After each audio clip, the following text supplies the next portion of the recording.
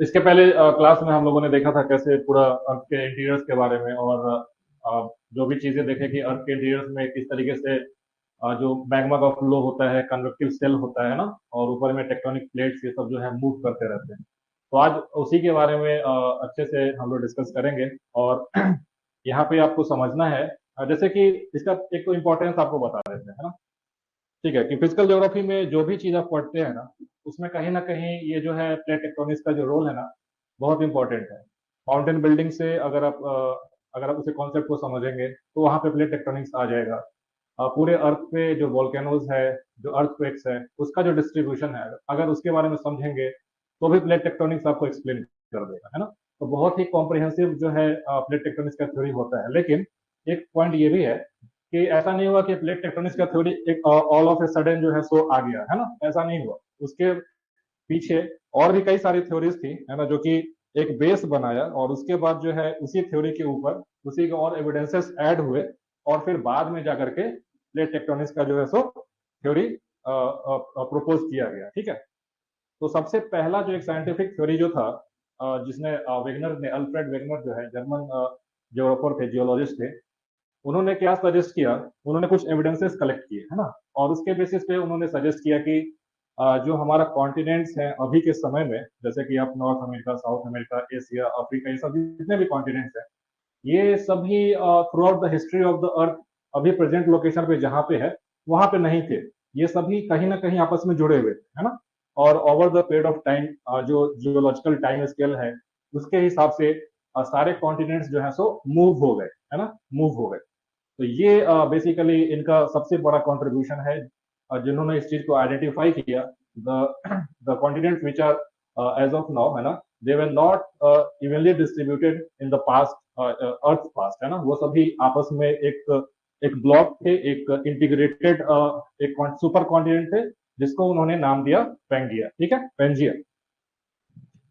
दूसरा चीज एक और आपको ध्यान रखना है कि जैसे आगे भी पढ़ेंगे, क्या ये अर्थ के हिस्ट्री में ऐसा पहली बार हुआ था कि there was a supercontinent, और उसके बाद उसका जो है ब्रेकआउट होते होते अभी जो है प्रेजेंट जो कॉन्टिनेंट्स है, या फिर ये साइकिल है सो रिपीट होता रहता है, रिपीट होता रहता है।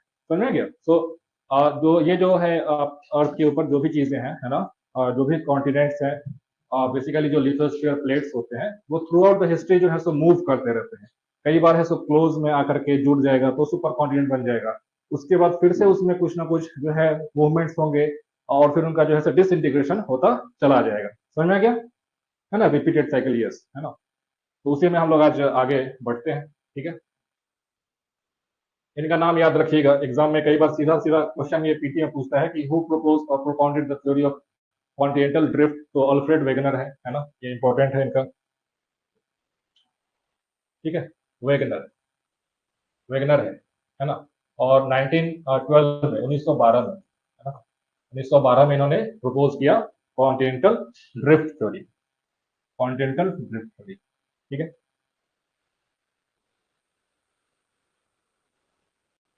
बट आपके एनसीईआरटी में एक फैक्ट दिया हुआ है जो आपको ध्यान रखना है।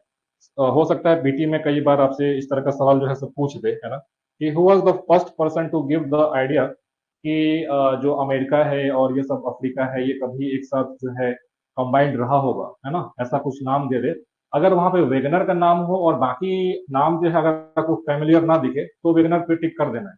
बट अगर ये नाम दिखे ना, अब्राहम ऑर्टेलियस, तो इस पे आंसर करना है। ठीक है। लेकिन अगर आपसे एक्सक्लूसिवली ये पूछे एग्जाम में कि who propounded the theory of continental drift, तब उसमें आंसर होगा वेगनर का, है ना। वहां पे ये अब्राहम का नाम पे आंसर नहीं करना है।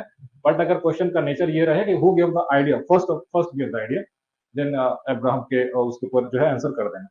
ठीक है। तो he was basically A Dutch map maker. ठीक है। who first proposed such a possibility of the two Americas, यानी कि north America, south America, Europe and Africa to be once join together as early as 1596 में, यानी कि 1596 के around ही इन्होंने ऐसा कुछ प्रपोज कर दिया था, है ना। याद रखिएगा, ये नाम जो है आपके एनसीईआरटी में मेंशन किया गया है, इस वजह से इंपॉर्टेंट हो जाता है ना। ठीक है। बट इसका बस इतना ही कंट्रीब्यूशन है, इसके बारे में और नहीं पढ़ना है। आगे अब सीधा वेगनर पे हम लोग आ जाएंगे। ठीक है। सो ही बेसिकली अल्फ्रेड वेगनर ने सिस्टमैटिक थ्योरी डेवलप किया, है ना, सिस्टमैटिक थ्योरी डेवलप किया। अच्छा एक बात बताओ, ऐसा क्या हुआ होगा कि जिसके वजह से वेगनर को लगा कि हम कुछ ऐसा थ्योरी प्रपोज करते हैं और जिसकी वजह से हम ये बोल सके कि सारे कॉन्टिनेंट्स जो है आपस में मिले होंगे। बताओ क्या सब एविडेंसेस या फिर किस आइडियाज के ऊपर उसके मन में ऐसा कुछ सोच आया हो।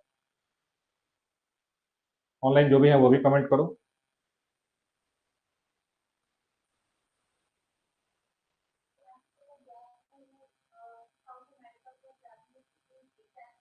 हाँ, जिग्स ऑफ इट उसको बोलते हैं। ठीक है, चलो देखो यहाँ पे आप एक चीज देख सकते हो। ये जो साउथ अमेरिका है, इसका जो कोस्ट लाइन है ना, इसका जो कोस्ट लाइन है, ये जो कोस्ट लाइन है, क्या आपको नहीं लगता कि ये कोस्ट लाइन है से यहाँ से मैच कर रहा है ना? यानी कि साउथ अमेरिका का कोस्ट लाइन और जो अफ्रीका का जो वेस्टर्न कोस्ट लाइन है, वेस्टर्न कोस्ट है, ये दोनों आपस में देखो मैच कर रहे हैं, जो कि यहाँ पे आपको दिख गया होगा। This is your south Africa and this is your Africa. क्या ये मैच कर रहा है कि नहीं?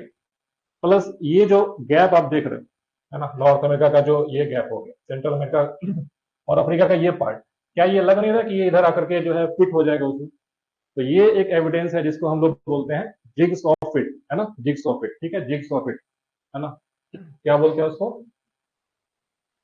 Jigs of fit. जैसे कि कई बार आप देखो कि जैसे गियर्स होते हैं, गियर्स में कई सारे तिप्स होते हैं ना, तिप होते हैं बेसिकली, तो वो सभी आपस में से मैच कर जाता है ना। तो सेम वैसा ही जिग्स ऑफ इट का कॉन्सेप्ट है कि जो भी कॉन्टिनेंट्स है, अगर आप उसको कंप्यूटर पे अगर आप उसको जो है सॉफ्टवेयर के थ्रू अगर आप उसको ये कुछ एक साथ जोड़ना चाहते हैं, तो सारे कॉन्टिनेंट्स कहीं ना कहीं आपस में जो है सो एक सिंगल चंक में जाकर के मिल जाता है ना। तो ये एक एविडेंस है। दूसरा और बताओ क्या हो सकता है? फॉसिल्स, है ना, बिल्कुल फॉसिल्स हो सकते हैं, है ना। जैसे कि सपोज एक हाइपोथेटिकल एग्जांपल लेते हैं, है ना, कि इंडिया में कहीं पे एक ऐसा फॉसिल मिले किसी एनिमल का या फिर कोई ऐसा प्लांट का, जो कि सपोज कि बिल्कुल आइस से या फिर इसमें जो बिल्कुल कोल्ड क्लाइमेट में पाया जाने वाला वो एनिमल या मैमल कुछ ऐसा हो। लेकिन अभी हाल में अपने देश में इंडिया में ऐसा कोई भी एनिमल एग्जिस्टेंट नहीं है। तो ये क्या आइडेंटिफाई करता है? ठीक है, कि वो जो है कहीं और से आकर के यहाँ पे मर गया, या फिर ये जो इंडिया है एज ऑफ नाउ, ये किसी और क्लाइमेटिक रीजन में, किसी एंशियंट हिस्ट्री में, ज्योग्राफी में वहां पे होगा ये, है ना। दो पॉसिबिलिटी है। तो जो दूसरा पॉसिबिलिटी है कि अभी जो मॉडर्न जो डिस्ट्रीब्यूशन ऑफ कॉन्टिनेंट्स हैं या फिर जो कंट्रीज हैं, ये ज्योग्राफी में जो आप जियोलॉजिकल टाइम स्केल में पीछे जाओगे, है ना, तो वो कहीं ना कहीं दूसरे जगह पे दूसरे क्लाइमेटिक रीजन में एग्जिस्ट कर रहा हो, ताकि उस क्लाइमेट के हिसाब से, उस रीजन के हिसाब से वहां पे जो एक मैमल्स हो सकता है या फिर कोई वेजिटेशन हो सकता है ना।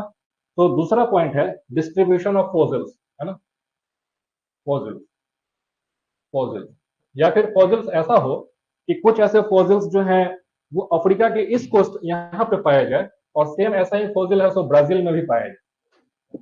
तो क्या ये इंडिकेट नहीं करेगा क्या कि फॉसिल्स चूंकि सेम पाए जा रहे हैं, और उस वजह से हम लोग एक इन्फ्लुएंस ड्रॉ कर सकते हैं कि South Africa and Africa, South America, sorry Africa नहीं, South America and Africa were join together, है ना, ऐसा उस पर कर सकते हैं। ठीक है, और बताओ और कैसे पॉइंट हो सकते हैं? मिनरल डिपॉजिट, इसको हम लोग प्लेसर डिपॉजिट्स बेसिकली बोलते हैं। ठीक है, व्हाट इज प्लेसर डिपॉजिट्स? प्लेसर डिपॉजिट्स, कितना लोग हैं सो आप देखते हैं कि कई जगह पे रिवर में, है ना, नदी किनारे जो है, जिसमें सोना ये सब निकालते रहते हैं, मतलब वो चलनी और फिल्टर लगा कर, है ना, जैसे कि सोन नदी है, उसमें भी ऐसा कई बार लोग बोलते हैं, और भी है कुछ रीजंस हैं, है ना। तो घाना एक कंट्री है अफ्रीका में, वहां पे जो रिवर्स हैं उसमें ऐसे कुछ ऐसे डिपॉजिट्स, प्लेसर मतलब होता है सैंड जो कि आपके रिवर बेसिन में रहता हो, इसको हम लोग प्लेसर्स बोलते हैं ना। दीज आर बेसिकली सैंड, है ना, sand deposit of the rivers, sand deposits of the rivers. ठीक है, sand deposits are basically of the rivers, of the rivers which contain which contain high value minerals like gold, है ना। अब ऐसे तो जाओगे नदी में तो बालू तो बहुत सारे मिलेगा, लेकिन बालू लेके क्या करो, है ना, उसका या तो बहुत से बहुत होगा तो घर में यूज कर लोगे, बाकी उसका क्या। लेकिन सपोज कि उसमें गोल्ड मिलने लगे, है ना, डायमंड मिलने लगे, टाइटेनियम मिलने लगे, उसका एक अच्छा इकोनॉमिक जो है सो वैल्यू है। लेकिन ऐसा पाया गया, घाना जो है सो बिल्कुल यहाँ पे है, this is the region where Ghana is located Africa में। घाना में क्या है कि प्लेसर डिपॉजिट्स में गोल्ड पाया गया, ठीक है, गोल्ड है। बट यहाँ पे कोई भी ऐसा सोर्स नहीं है जिसके वजह से वहां के रिवर्स में या फिर जो भी वाटर बॉडीज है उसमें जो है सो गोल्ड पाया जा सके, है ना। सपोज कि कहीं पे अगर कोई एक ऐसा कोई हिल है, माउंटेन है, जहाँ पे कुछ भी इस तरह से इंपॉर्टेंट मिनरल्स जो है पाए जाते हो, और उसके आसपास वाटर बॉडीज में बिल्कुल पॉसिबिलिटी है कि वो मिनरल्स ड्रेन आउट होकर के वहां पे एक्यूमुलेट हो जाए, लेकिन कोई ऐसा रीजन है जहाँ पे गोल्ड सोर्स नहीं हो और गोल्ड पाया जाए, तो इसका मतलब क्या है। और दूसरा है कि ब्राजील में ऐसे कई सारे रीजन है जहाँ पे गोल्ड पाया जाए, तो ये भी एक एविडेंस है कि ब्राजील और ये साउथ अमेरिका जिसका कंट्री ब्राजील है और जो अफ्रीका है, ये सभी एक टाइम में है सो जियोलॉजिकली कंबाइंड रहा होगा, और उसके वजह से गोल्ड डिपॉजिट्स अफ्रीका में उस रीजन में पाए जाए, है ना। तो ये हो गया। तो ऐसे कई सारे और भी एविडेंसेस हैं जिसके बेसिस पे उन्होंने कंक्लूड किया कि these continents were once joined together. समझ में आ गया, ठीक है। एक बार देख लेते हैं क्या सब, और आपकी ये सभी एनसीईआरटी में अच्छे से दिया हुआ है, उसको आप बेस बना के पढ़िए। एनसीईआरटी अगर नहीं पढ़ रहे हैं तो क्राइम कर रहे हैं, ठीक है। एनसीईआरटी पढ़ना है।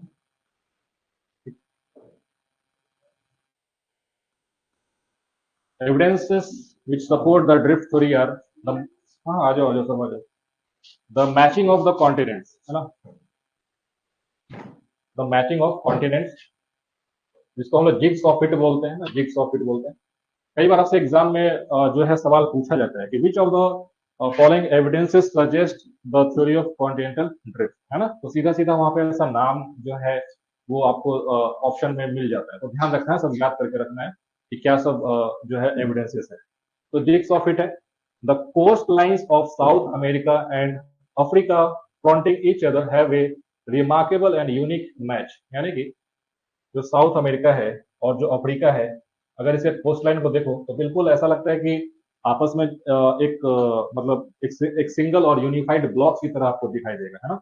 सेम उसी तरीके से जो अरेबिया है, जो इंडिया है अभी का अपना, ये एक समय अफ्रीका और मेडागास्कर के पास में जुड़ा हुआ था। जो एंटार्क्टिका है, जो ऑस्ट्रेलिया है, ये सभी आपस में आपको जुड़ा हुआ दिखाई देता है, ठीक है। तो this is called as a jigs of it, jigs of it, ठीक है।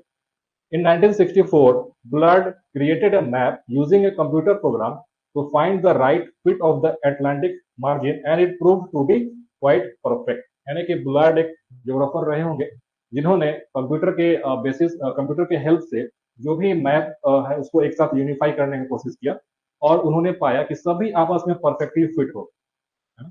तो इट बेसिकली सजेस्ट कि यस, है ना, ये सभी आपस में कभी ना कभी जुड़े हुए हैं, ठीक है।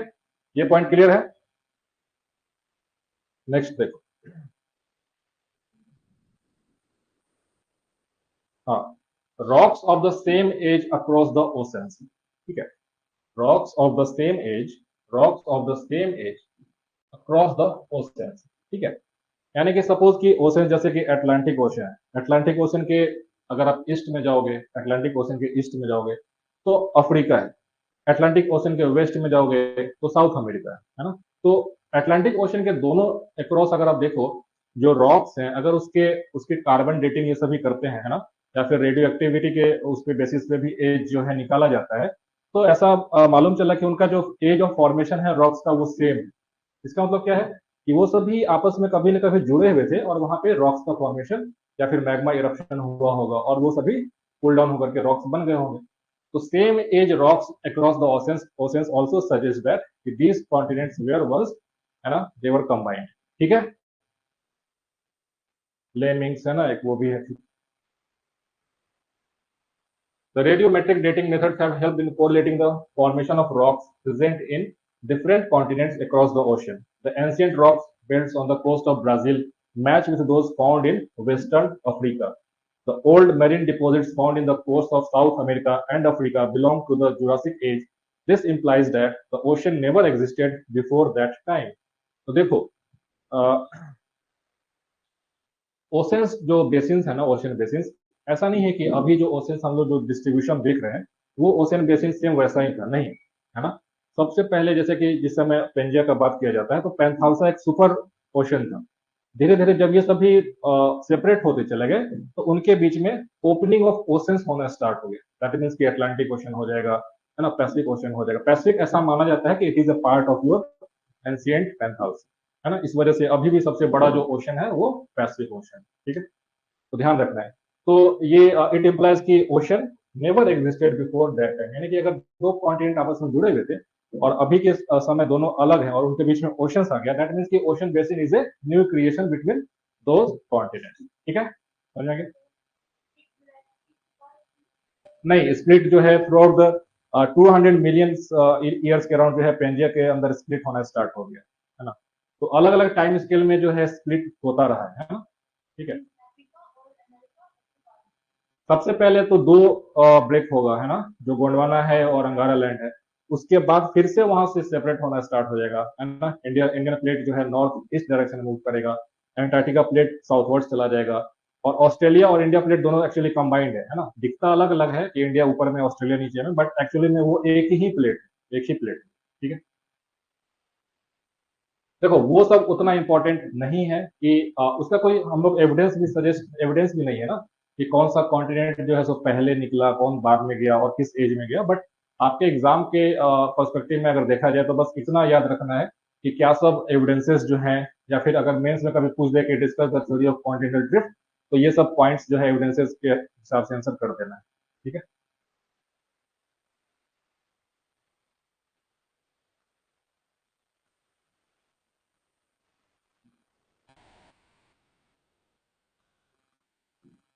ठीक है, एक है टिलेट बोलते हैं, है ना। This is basically your sedimentary rock, ठीक है। सेडिमेंट्री रॉक है, सेडिमेंट्री रॉक है ना, सेडिमेंट्री रॉक है। अच्छा ये बताओ, एक रिवीजन करवा देते हैं आप लोगों से। बताओ कि रॉक कितने टाइप्स के होते हैं, क्लासिफिकेशन बताओ कौन सा कौन सा। ठीक है, इग्नियस, सेडिमेंट्री और मेटामॉर्फिक रॉक्स। ये बताओ कि जो फॉसिल्स हैं वो कौन से रॉक में पाया जाएगा, सेडिमेंट्री रॉक्स में, क्यों, इसका क्या रीजन है?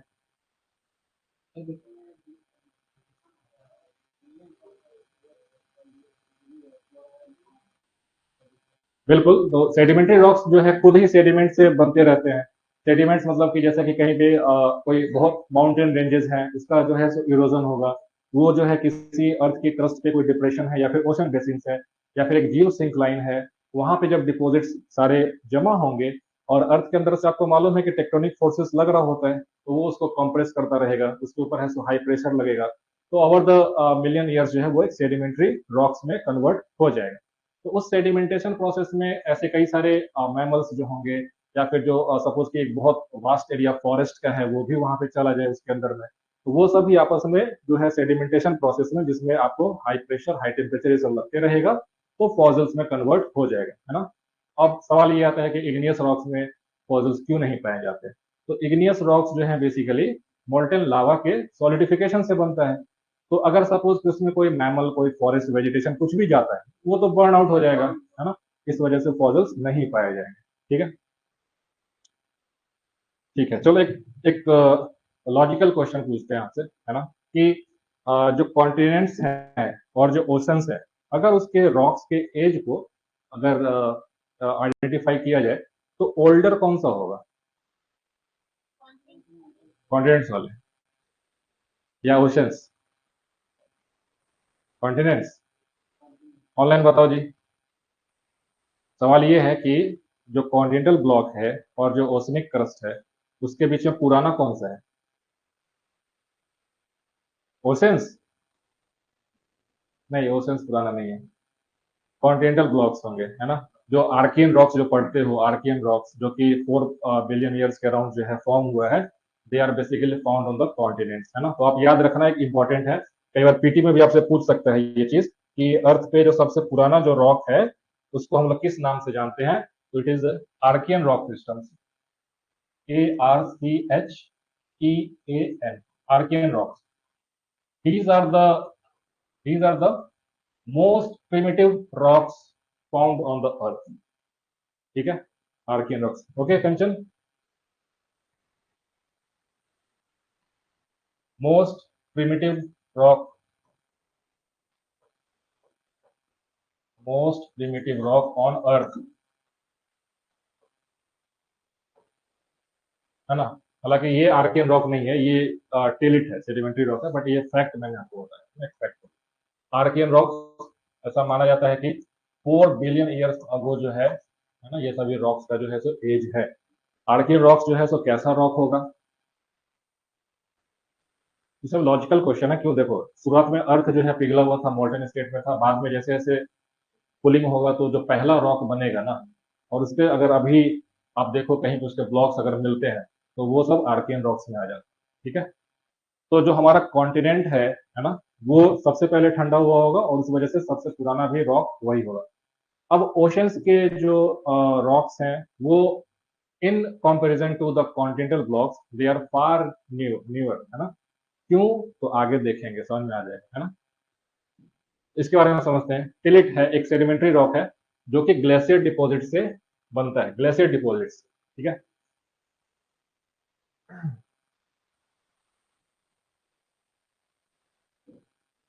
ठीक है, तो ग्लेशियर डिपॉजिट से, तो एक बात बताओ, इंडिया में जो है जैसे कि सेंट्रल इंडिया में अगर ये डिपॉजिट्स पाया जाएगा तो क्या हमारे सेंट्रल इंडिया में जो कि अभी at at present tropical region में आता है, क्या वहां पे ग्लेशियर्स से रिलेटेड कोई भी ऑब्जेक्ट का मिलना है सो लॉजिकली सही रहेगा? नहीं रहेगा, क्योंकि ग्लेशियर्स जो है हमेशा कोल्ड क्लाइमेट में होते हैं, या फिर हिमालय के ऊपर चले जाओ वहां पे कुछ ऐसा ग्लेशियर डिपॉजिट्स मिले तो बात समझ में आए। तो ऐसा माना जाता है कि ये सभी जो रॉक्स हैं जो ग्लेशियर डिपॉजिट से बनते हैं, तो कभी न कभी इंडिया और बाकी और भी जो जगह, 6 और जो कॉन्टिनेंट्स हैं, जगह है मेडागास्कर, अफ्रीका और अंटार्कटिका, ऑस्ट्रेलिया, वहां पे भी पाए जाते हैं। दैट मीन्स कि ये सभी जो है एक समय में एक सुपर कॉन्टिनेंट का पार्ट रहा होगा। और अर्थ पे आपको ये भी मालूम होना चाहिए, जैसे कि अभी हम लोग पढ़ते हैं ना कि क्लाइमेट चेंज हो रहा है, ग्लोबल वार्मिंग हो रहा है ना, तो एक्चुअली अर्थ के through out the geological history है सो क्लाइमेट चेंज होता रहा है। जो है पीरियड ऑफ ग्लेसिएशन हुआ है जिसको आइस एज बोलते हैं, है ना। आपने मूवी भी देखा होगा हॉलीवुड का, है ना, आइस एज। नहीं, है ना, बहुत लोग देखे होंगे। नहीं देखते हो आइस एज मूवी? कोई नहीं? अरे सम्राट तुम देख रहे हो, है ना। देखो वो ice age basically animation movie है, बट बहुत अच्छा है। उसमें आपको ये पता चलेगा कि कैसे आइस एज एक जो है अर्थ पे हुआ जिसमें सब तरफ जो है बर्फ ही बर्फ है ना। उसके बाद कैसे आइस एज जो है सब खत्म होना स्टार्ट हुआ, तो उसके जो मैमल्स थे, उसके जो उस समय का जो वेजिटेशन था, प्लांट था, वो सभी कैसे एक्सटिंक्ट होने लगा, है ना। तो आइस एज मूवी कभी देखना, अगर ओटीटी प्लेटफॉर्म अगर आप जैसे उससे अवेलेबल होगा, या फिर मुझे लगता है यूट्यूब ये सभी मिल जाएगा, उसको देखना, है ना। तो आपको एक समझ में आया कि अर्थ का जो हिस्ट्री है अभी जो हम लोग देखते हैं वैसा नहीं रहा है। बहुत चेंजेस हो गए हैं, क्लाइमेट में जो है चेंज हो गया है। अर्थ का जो मैग्नेटिज्म है, अर्थ का जो अभी का जो मैग्नेटिज्म है ना, मैग्नेटिज्म भी रिवर्सल होता है। अर्थ का मैग्नेटिज्म भी रिवर्स होते रहता है, ठीक है। तो ये सभी जो है, तो ये जो डिपोजिट्स जो उस समय का ग्लेशियर्स रहा होगा उसके वजह से ये सेडिमेंट्री रॉक्स जो है सो बन गए। बट अभी जहां जहां पाया जाता है वहां पे ग्लेशियर्स नहीं है ना। तो ये क्या सजेस्ट करेगा कि एक समय ये सभी आपस में जुड़ा हुआ कॉन्टिनेंट रहा होगा, और उस समय जो है सब ग्लेशिएशन का क्लाइमेट रहा होगा जिसमें बर्फ बहुत ज्यादा हुआ होगा, और उसके वजह से ये सभी डिपोजिट्स जो है सो जमा हुए होंगे और फिर सेडिमेंट्री रॉक बना होगा। समझ में आ गया? समझ में आ रहा है कि नहीं? ज्योग्राफी ऐसा तो नहीं है कि बिल्कुल हवा में जा रहा है बात, ऐसा नहीं है ना। तुम लोग ग्रेजुएशन सब कंप्लीट हो गया है? नहीं ना? कौन से किसमें हो? सेकेंड ईयर में? क्या किस सब्जेक्ट है? साइंस में? तो जियो ये सब तो नहीं पढ़ना होता है ये सब वहाँ पे, है ना। खैर कोई बात नहीं, इधर सिविल सर्विसेज में बहुत इंपॉर्टेंट है ये सब ज्योग्राफी, तो बेस बना के अच्छे से समझ के पढ़ो, है ना। और एनसीईआरटी जो भी बच्चे पहली बार ज्योग्राफी मतलब तैयारी कर रहे हैं ना, तो 6th क्लास के एनसीईआरटी से स्टार्ट करो, ठीक है। ये जो 11 12 का एनसीईआरटी है बहुत हाई मतलब स्टैंडर्ड का एनसीईआरटी है ना। लेकिन हम जैसे आपको कुछ पढ़ाते हैं तो मेरा क्या है कि 6 7 में जो ऑलरेडी दिया हुआ है वो भी क्लास में समझा देते हैं। लेकिन जो बिल्कुल जीरो से स्टार्ट कर रहे हो ना, तो 6th क्लास का एनसीईआरटी से स्टार्ट करो ज्योग्राफी पढ़ना, है ना, जहाँ पे बेसिक डेफिनेशन दिया हो, है ना, कि इसका मतलब ये होता है ऐसे करके, है ना। तो वहां से करोगे तो एक अच्छा फाउंडेशन भी बिल्डअप होता रहेगा, और आगे का जो उसके ऊपर का जो नॉलेज बेस्ड होता है वो भी आपको क्लियर होता चला जाएगा। तो हमेशा बेसिक एनसीईआरटी से स्टार्ट करना, ठीक है।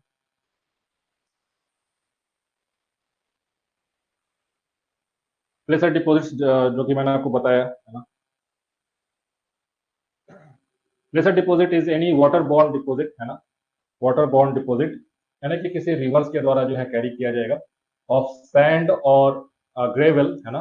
ग्रेवल मतलब जो कंकर पत्थर जो होता है उसको ग्रेवल हम लोग बोलते हैं, ठीक है। That contains concentrated grains of valuable mineral such as gold, है ना, सच एज। तो प्लेसर डिपॉजिट्स में जो है जो भी हमारा वैल्यूएबल मेटल्स या मिनरल्स पाए जाते हैं, जैसे कि गोल्ड, ये सब इसमें पाया जाता है ना। तो the presence of abundant lesser deposits of gold along the Ghana coast and the complete lack of its source rocks in the area is phenomenal fact। यानी कि घाना देखो कहाँ पे है, ये रहा घाना, यहाँ है ना, this is your Ghana region. यहाँ पे प्लेसर डिपॉजिट्स में गोल्ड पाया जाता है, लेकिन वहां पे कोई भी ऐसा सोर्स नहीं है ना, सोर्स। अब जैसे कि सपोज कि बिहार में जैसे कई बार है, अभी देखो कि कुछ न्यूज आ रहा था कि कई जगह पे जो है ऑयल और गैस ये सब जो है खोजा जा रहा है ना, मतलब एविडेंसेस मिले। अब सपोज कि यहाँ के किसी रिवर में अगर थोड़ा बहुत तेल वेल का कुछ सोर्स ऐसा ट्रेसेस मिल जाए, है ना, तो लोग आइडेंटिफाई कर सकते हैं कि हाँ आसपास कोई सोर्स हो सकता है ना। अब ऐसा रीजन में जहाँ पे कोई भी कोई सोर्स ही नहीं है और वहां पे से तेल वेल निकलने लग जाए, है ना, या फिर फॉसिल्स कुछ वैसा मिलने लगे, तो इसका मतलब है कि वो किसी ना किसी और तरीके से वहां पे पहुंचा है। तो यहाँ पे घाना का क्या रीजन है कि आपको ब्राजील के पास जो है यहाँ पे ऐसे गोल्ड के कई सारे सोर्स रीजन हैं। तो ये सजेस्ट करता है कि साउथ अमेरिका और अफ्रीका एक समय जो है सो जुड़ा हुआ रहा होगा, और इसके वजह से यहाँ से जो गोल्ड डिपॉजिट्स हैं वो यहाँ पे पहुंच गए होंगे, जो कि अभी पाया जाता है वहां पे एज ए प्लेसर डिपॉजिट्स। समझ में आ गया? तो these are the evidences. The gold bearing veins are present in Brazil and it is evident that the gold deposits of the Ghana in Africa are obtained from the Brazil plateau from the time when the two continents were beside each other, है ना, जब वो दोनों साथ साथ जो है combined जब थे उस समय जो है गोल्ड वहां पे पहुंच गया होगा। क्लियर है? ठीक है, ठीक है। ये देखो क्या है, ये लेमुर है, ये अभी एक्सटेंट नहीं है ना, ये एग्जिस्ट करता है, एग्जिस्ट। ठीक है। आप लोग इसका एक वीडियो देखे थे, काफी वायरल हुआ था, किसी ने देखा है, याद है किसी को? अगर आप फेसबुक ये सब करते होगे या फिर कभी रील्स में, नहीं, एक दो साल पहले अफ्रीका में क्या हुआ है ना, ये लेमुरी था, है ना। इसका वीडियो वायरल हुआ कि जैसे होता है ना कि इसका दो बच्चे बैठ करके और ये ऐसे बीच में बैठा हुआ है, जैसे हम लोग छोटा कुत्ता का बच्चा रहता है उसको कैसे सब लोग प्यार करते हैं ना, कोई सर पे हाथ ऐसे से कर रहा है, कोई पीठ पे ऐसे से कर रहा है, वो लोग मिलके इसी लेमुर को ना ऐसे ऐसे, है ना, उसका पीठ सहला रहे थे, उसके साथ खेल रहे थे। और जैसे ही हाथ हटाते थे ना तो ये इशारा करता था फिर से फिर से फिर से, है ना, ऐसे करके। तो वो वीडियो बहुत वायरल हुआ था, देखना कभी, है ना। अफ्रीकन दो बच्चे थे, मतलब चार पांच बार ऐसा हुआ है ना, वो ऐसे ऐसे हाथ उसके ऊपर कर रहा है, फिर हाथ पीछे ऐसे कर दिए, तो ये ऐसे देख के फिर ऐसे ऐसे कर रहा है, फिर से करो मेरे ऊपर, है ना। तो ये है इसका बहुत वैसा वीडियो है। तो ये बेसिकली जो है लेमुर जो है, ये आपको इंडिया में भी पाया जाता है, अफ्रीका में भी पाया जाता है ना, और इस तरीके से। तो ये भी एक सजेस्टिव है इस चीज का फैक्ट का कि एक समय जो है कॉन्टिनेंट्स जो है अफ्रीका और इंडिया सभी आपस में जुड़े हुए रहे होंगे, है ना। ये हो गया, ठीक है। When identical species of plants and animals adapted to living on land or in fresh water are found on either side of the marine barriers, a problem arises regarding accounting for such distribution। इसका मतलब ये है कि India और Africa जो है देखो कितना दूर है ना, कितना दूर है। तो अगर सेम वैसा ही मैमल्स जो है इंडिया में भी पाया जा रहा है, अफ्रीका में भी, मेडागास्कर में भी पाया जा रहा है, और इसके बीच में इतना गैप है, ओशंस है, तो कैसे पॉसिबल है कि ये सभी आपस में जो है सो यहाँ से तैर के तो नहीं पहुंच जाएगा ना, है ना। ओशंस में तैर, ऐसा तो है नहीं कि तालाब है इधर से कूद गए उधर से निकल गए, ओशंस को तैरना इम्पॉसिबल है। तो ये सजेस्ट करता है कि एक समय ये सभी आपस में कंबाइंड रहे होंगे, ठीक है। The interpretations that lemurs occur in India, Africa, and Madagascar led to the theory of a landmass named Lemuria, connecting these three landmasses, है ना। तो ऐसा एक hypothetical landmass का नाम है, सो लेमुरिया बोला जाता है बिकॉज ऑफ लेमूर, कि ये सभी आपस में कंबाइंड रहा होगा और उसकी वजह से जो है अभी एट प्रेजेंट इन सारे रीजन्स पे लेमूर्स जो है सो पाया जाता है ना। तो ये भी एक एविडेंस है। दूसरा ये देखो, है ना, इसको क्या बोलते हैं, मेसोसॉरस। मेसोसॉरस ये बेसिकली एक्सटिंक्ट हो चुका है, एक्सटिंक्ट हो चुका है, ठीक है। ये आपको उस समय का, सपोज कि जैसे अभी क्रोकोडाइल है ना, ये उस समय का क्रोकोडाइल, ठीक है। तो इसके जो फॉसिल्स जो पाए जाते हैं वो आपको साउथ अफ्रीका में भी पाए जाते हैं और ब्राजील में भी पाए जाते हैं, ठीक है। तो the skeletons of these are found only in two localities, the southern Cape Province, यानी साउदर्न जो है केप कहाँ पे है, साउथ अफ्रीका में है, साउथ अफ्रीका में, एंड इरावर फॉर्मेशन ऑफ ब्राजील, यानी कि ब्राजील और साउथ अफ्रीका में इसके फॉसिल्स और रिमेन्स जो है सो पाए गए हैं। तो अफ्रीका और ब्राजील यानी कि अफ्रीका और साउथ अमेरिका ये भी आपस में जुड़ा हुआ था, है ना। तो ये सभी सजेस्ट करते हैं, ठीक है। चलो आगे चलते हैं, ये सभी आपको एनसीईआरटी में दिया गया है, बट इस तरीके से पिक्टोरियल और ये सब आपको नहीं रहेगा, है ना, वहाँ पे कुछ बाईपास करके निकल जाता है, इस वजह से मैंने आपको ये सब है ना ऐड कर दिया है। चलो यहाँ तक समझ में आ गया, ठीक है। तो अब तो ये क्लियर हो गया कि भाई ठीक है, हमारा जो कॉन्टिनेंट है वो सभी ये सब एविडेंसेस के बेसिस पे कह सकते हैं कि सभी आपस में जुड़ा हुआ था, है ना। फिर उसके बाद क्वेश्चन ये आएगा कि ठीक है, मान लेते हैं कि सभी कॉन्टिनेंट्स आपस में जुड़े हुए थे, तो फिर अलग कैसे हुए? किसी ने क्या उसको खींच दिया पकड़ के या फिर क्या हुआ? तो जो वेगनर का जो थ्योरी है वो कब का दिया गया है? 1912, ठीक है, 1912, 1912। फर्स्ट वर्ल्ड वॉर कब शुरू हुआ था? 1914 में। हाँ, तो देखो कि कंस्ट्रक्टिव और डिस्ट्रक्टिव लोग जो होते हैं प्लेनेट्स पे किस तरीके से, एक जो है डिस्ट्रक्टिव मेंटेलिटी के लोग वर्ल्ड वॉर फाइट कर रहे हैं, और ये वेगनर जो है चीजों को लेकर के खोज रहा होता है कि भाई कैसे, है ना। तो आज भी वही है, आज भी वही है। कंस्ट्रक्टिव लोग रहेंगे, चीजों को कैसे पॉजिटिव आगे लेकर के जाना है ना, कैसे सोसाइटी को जो है कोहेसिव के साथ लेकर के चले।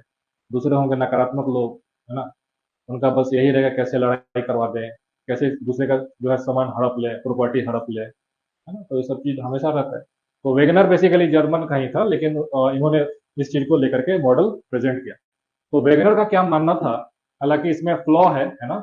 इन्होंने जो हाइपोथेसिस रखा कि इन सब फोर्सेस की वजह से जो है कॉन्टिनेंट्स जो है वो ब्रेक हो गए, वो गलत है ना।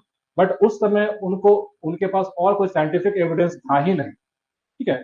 1912 से पहले जो भी सर्वे हुआ होगा, कोई भी ऐसा साइंटिफिक एविडेंस अवेलेबल नहीं था जिसके बेसिस पे वो कह सकते थे कि continents have broken because of these factors. तो उन्होंने अपने थॉट्स को ये करते हुए उन्होंने बताया कि दो ऐसे फोर्स जो है पॉसिबल हैं जिसके वजह से कॉन्टिनेंट्स जो है सो ब्रेक हुए होंगे, है ना। जो कि पिछले क्लास में मैंने नाम बताया था, पोलर फ्लेइंग फेस फोर्स और एक टाइडल फोर्स, है ना। यानी कि पोल फ्लेइंग फोर्स और टाइडल फोर्स, इसको समझते हैं, है ना। देख,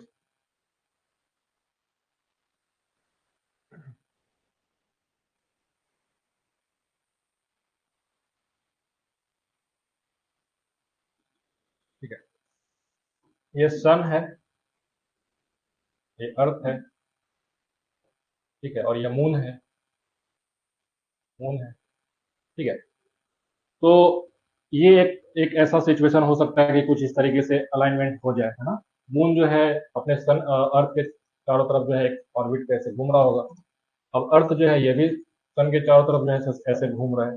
दैट मीन्स कि ऐसे कई सारे इनफाइनाइट पॉसिबिलिटीज है कि नहीं, कि सन अर्थ और मून का जो एक एक अरेंजमेंट जो बन सकता है ना। तो उसमें से एक अरेंजमेंट सोचो कि कुछ ऐसा है जहां पे तीनों है सो एक लाइन में आ जाए, है ना। या फिर ऐसा अरेंजमेंट सोचो कि मून यहाँ पे चला है, ठीक है, या तो यहाँ पे आ जाए या फिर, यानी कि ये सभी एक स्ट्रेट लाइन में होगा, स्ट्रेट लाइन में होगा। तो आपको मालूम है कि ग्रेविटी जो है, जो भी कोई भी बड़े ऑब्जेक्ट जो भी मास है उसके अंदर ग्रेविटेशनल फोर्स जो है सो लगता है ना, ग्रेविटेशनल फोर्स। तो सपोज कि इस वाले सिस्टम को देखते हैं, सन मून और अर्थ। तो सन और मून जो है, क्या ये अर्थ को अपनी ओर खींचेगा कि नहीं, ग्रेविटेशनल पुल करेगा कि नहीं? तो अर्थ के ऊपर जो वाटर है, क्या वो फ्लूइड है कि नहीं? अर्थ का 2/3 हिस्सा जो है ओशंस जो है फ्लूइड है। तो क्या अगर अर्थ के ऊपर कोई ग्रेविटेशनल फोर्स लगेगा तो क्या फ्लूइड जो है थोड़ा सा डिसबैलेंस होगा कि नहीं? तो ओशंस के जो वाटर है, ओशन बॉडीज के जो वाटर है, जो कि इस तरफ फेस कर रहे होंगे towards the sun and the moon, they will rise. तो उसके वजह से अर्थ पे क्या आएगा? ज्वार भाटा, टाइड्स जिसको बोलते हैं, टाइड्स आएगा, समझ गए। तो tides are basically caused by the combined gravitational pull of sun and moon. कई बार आपसे एग्जाम में सवाल क्या पूछता है कि which of the following bodies have an impact on the formation of tide on the earth. वहां पे लिखेगा sun only, option B moon only, option C sun and moon both, option D none of the above. तो किसमें answer मारोगे? सी में, है ना, सन and moon both में। ठीक है, याद रखना। कंफ्यूज करने के लिए सिर्फ लिख देगा, कुछ लोग जो है सिर्फ हड़बड़ी में सन ओनली मार के चले जाएंगे, कुछ लोग हैं तो सिर्फ मून ओनली मार के चले जाएंगे, पता चला कि गलत कर दिया। सन एंड मून दोनों होगा। ठीक है, तो देखो जब ये पुल करेगा तो यहाँ का जो ओशन वाटर्स है रिलेटिवली थोड़ा सा ऊपर उठेगा कि नहीं, है ना, उठ जाएगा। अब देखो यहाँ पे ये हाई टाइड आ गया, इसी को क्या बोलते हैं? High tide. हाई टाइड आ जाएगा, हाई टाइड। तो एक बात बताओ, ओशन में जो वाटर्स हैं उसका तो जो वॉल्यूम है वो तो फिक्स है ना। तो अगर किसी एक रीजन में पानी का बहाव ज्यादा हो गया, हाई टाइड हो गया, तो क्या दूसरे ऐसे कुछ रीजन होंगे जहां से पानी पुल आउट हुआ होगा? तो वहां पे लो टाइड आ जाएगा, लो टाइड आ जाएगा। ठीक है, तो इसी तरीके से अर्थ के सरफेस पे डिफरेंट डिपेंडिंग अपॉन की जो मून का और सन का और अर्थ का जो तीनों का जो किस तरीके से अरेंजमेंट बन रहा है, उसके बेसिस पे कंबाइंड जो फोर्स का जो है रिजल्टेंट डायरेक्शन क्या होगा, उसके बेसिस पे हम लोग हाई टाइड्स और लो टाइड्स कैलकुलेट कर सकते हैं। इसका यूज क्या होता है पिछले क्लास में मैंने बताया था, बताओ बताओ। हाँ, नेविगेशन के लिए, है ना, नेविगेशन के लिए। देखो हम शिप पे तो काम करते ही थे, आपको बताया ही है ना। तो सपोज कि कोई पोर्ट है ना, सपोज पोर्ट पे जो है, और पोर्ट पे है सब पानी का लेवल कुछ कम है, और जो शिप है सपोज कि उसे जो है मिनिमम 50 मीटर्स का है, सो डेप्थ चाहिए, 50 मीटर्स का डेप्थ चाहिए। और पोर्ट पे जब आता है तो सपोज कि 10 मीटर का है डेप्थ है, तो क्या ये शिप जो है सो पोर्ट पे पहुंच पाएगा क्या? नहीं पहुंच पाएगा। लेकिन जो मिड ओशन है, जो आउटर एंकरेज एरिया बोलते हैं, है ना, जैसे कि सपोज कि इंडिया में, है ना, सपोज कि चेन्नई है यहाँ पे, है ना, चेन्नई, कोई शिप सपोज कि नीचे अपना श्रीलंका है, वहां से कोई शिप सपोज कि यहाँ पे आए और उसे चेन्नई पोर्ट पे है सो जाना है, पोर्ट पे जाना है, लेकिन उस समय लो टाइड का समय है ना, लो टाइड का समय। तो क्या होगा कि आउटर एंकरेज पे शिप को रोक दिया जाता है। आउटर एंकरेज मतलब कि जो कि ओपन सी है, वहां पे उसको रोक दिया जाएगा। और क्योंकि हमें सबका डेटा मालूम होता है कि अर्थ मून और ये सभी सिमेट्री कब है, तो टाइड्स का टाइमिंग भी पता होता है एडवांस में, है ना, कि 4 बजे सुबह में है सो हाई टाइड आएगा, है ना। तो शिप पे जो है कैप्टन है उसको इन्फॉर्मेशन पास कर दिया जाएगा पोर्ट अथॉरिटी के द्वारा कि इधर at 4 AM morning the high tide will be there, so you are allowed to berth on the port. तो फिर उस हिसाब से शिप जो है, जब हाई टाइड आना शुरू होगा तो क्या होगा, पानी का लेवल बढ़ना शुरू हो जाएगा, और जो शिप है वो फ्लोट करते करते थोड़ा और ऊपर आ गया, अब ये आराम से पोर्ट पे पहुंच जाए। तो हमारे जो टाइड्स होते हैं वो हमारे जो नेविगेशन है, पूरे ग्लोबल नेविगेशन है, जो कॉमर्स है, उसको बहुत अफेक्ट करता है, समझेंगे? ठीक है, बाकी और भी इसका ज्योग्राफिकल रीजन है, जैसे कि जो टाइडल एरियाज, जैसे कि आप देखो जो मैनग्रोव जो फॉरेस्ट है, मैनग्रोव फॉरेस्ट है, जैसे कि अपने कोस्टल रीजन में सुंदरबन जो एरिया है वहां पे भी मैनग्रोव सभी पाया जाता है। तो उसमें क्या होता है ना कि एरियल रूट्स होते हैं, है ना, आपने पढ़ा होगा, है ना। एरियल रूट्स मतलब जो पानी के बाहर निकला होता है ना। तो हाई टाइड्स और लो टाइड्स के बीच में क्या होता है कि अगर सपोज कि वो परमानेंटली वाटर लॉक्ड हो जाए ना, तो वो भी सही नहीं होता है ऐसे वेजिटेशन के लिए। तो जब हाई टाइड और लो टाइड आते रहता है तो उस हिसाब से उनको भी, प्लांट्स को भी बेनिफिट होते रहता है ना। तो ये सब भी है, इकोलॉजिकल बेनिफिट इसका होता है। ठीक है,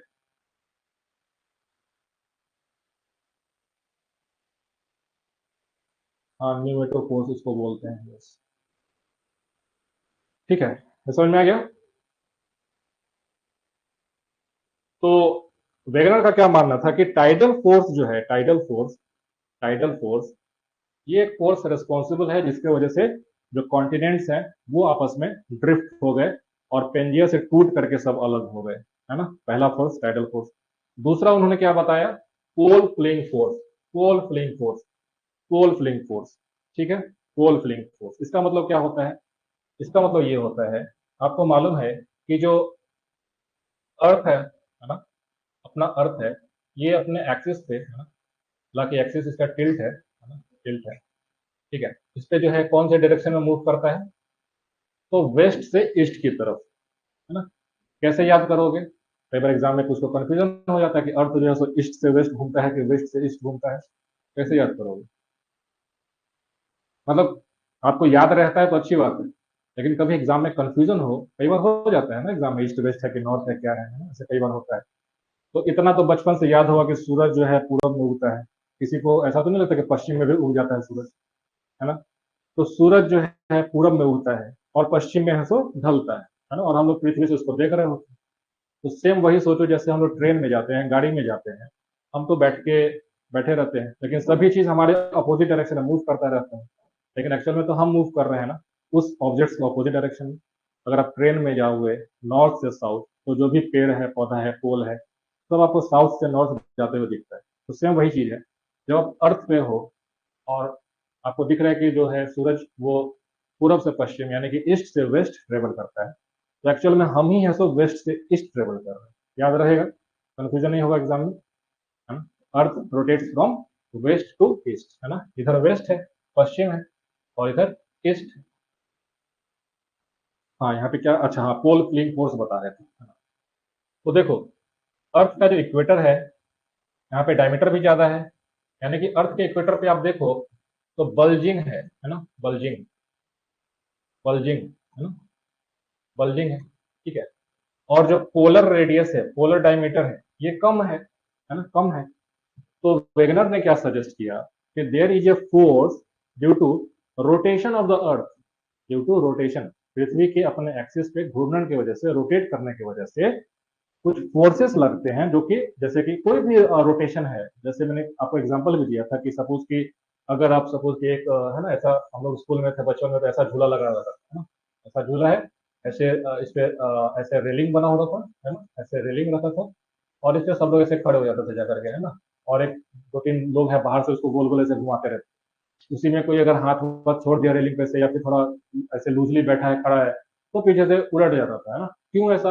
तो कोई भी चीज अगर रोटेट करता है ना, तो उस ऑब्जेक्ट के ऊपर, जो कि उस रोटेटिंग या जो भी कोई प्लेटफॉर्म हो जो कि रोटेशन हो रहा है, अगर उसके ऊपर कोई भी ऑब्जेक्ट रहेगा, उसमें बाहर की तरफ एक फोर्स लगता है जिसको कहते हैं सेंट्रीफ्यूगल फोर्स, सेंट्रीफ्यूगल, ठीक है, सेंट्रीफ्यूगल फोर्स लगता है, सेंट्रीफ्यूगल फोर्स।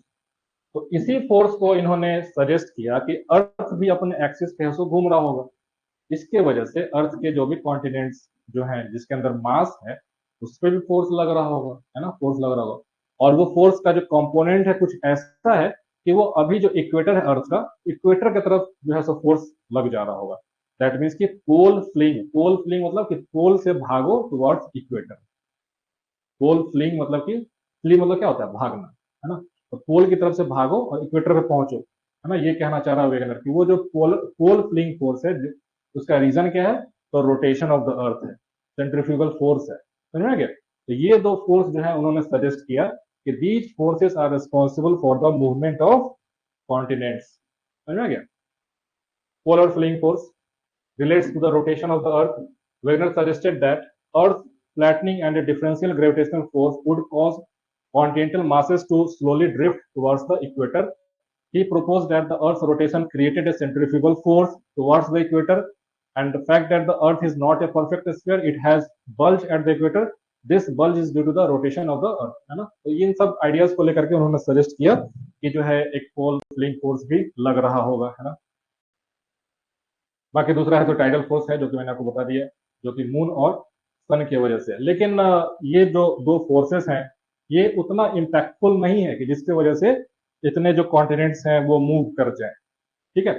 तो बाकी जो स्टडीज होगा इसके बाद आगे, वो सजेस्ट करेगा कि नहीं, ये फोर्सेस रिस्पॉन्सिबल नहीं है, इसके बावजूद कुछ और भी एविडेंसेस सामने आएंगे। तो अंत में हमें मालूम चलेगा कि अर्थ के इंटीरियर से ही कुछ ऐसे फोर्सेस लग रहे होते हैं जिसकी वजह से जो हमारा लिथोस्फीयर है वो मूव कर रहे हैं, समझ में आ गया। लेकिन वेगनर का कंट्रीब्यूशन कितना अच्छा है, क्या उसने चीजों को सबसे पहले सिस्टमेटिकली बताया कि नहीं, ये देखो सारे कॉन्टिनेंट्स जो है सो जुड़े हुए थे, है ना। हालांकि उसका एजम्पशन की ये फोर्स की वजह से सब अलग हो गए, वो एजम्पशन गलत हो गया, ठीक है ना। Most of the scholars consider these forces to be insufficient,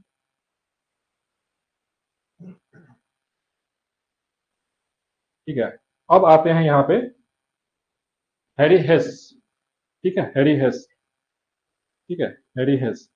Harry हेस is credited for propounding the theory of sea floor spreading, sea floor spreading।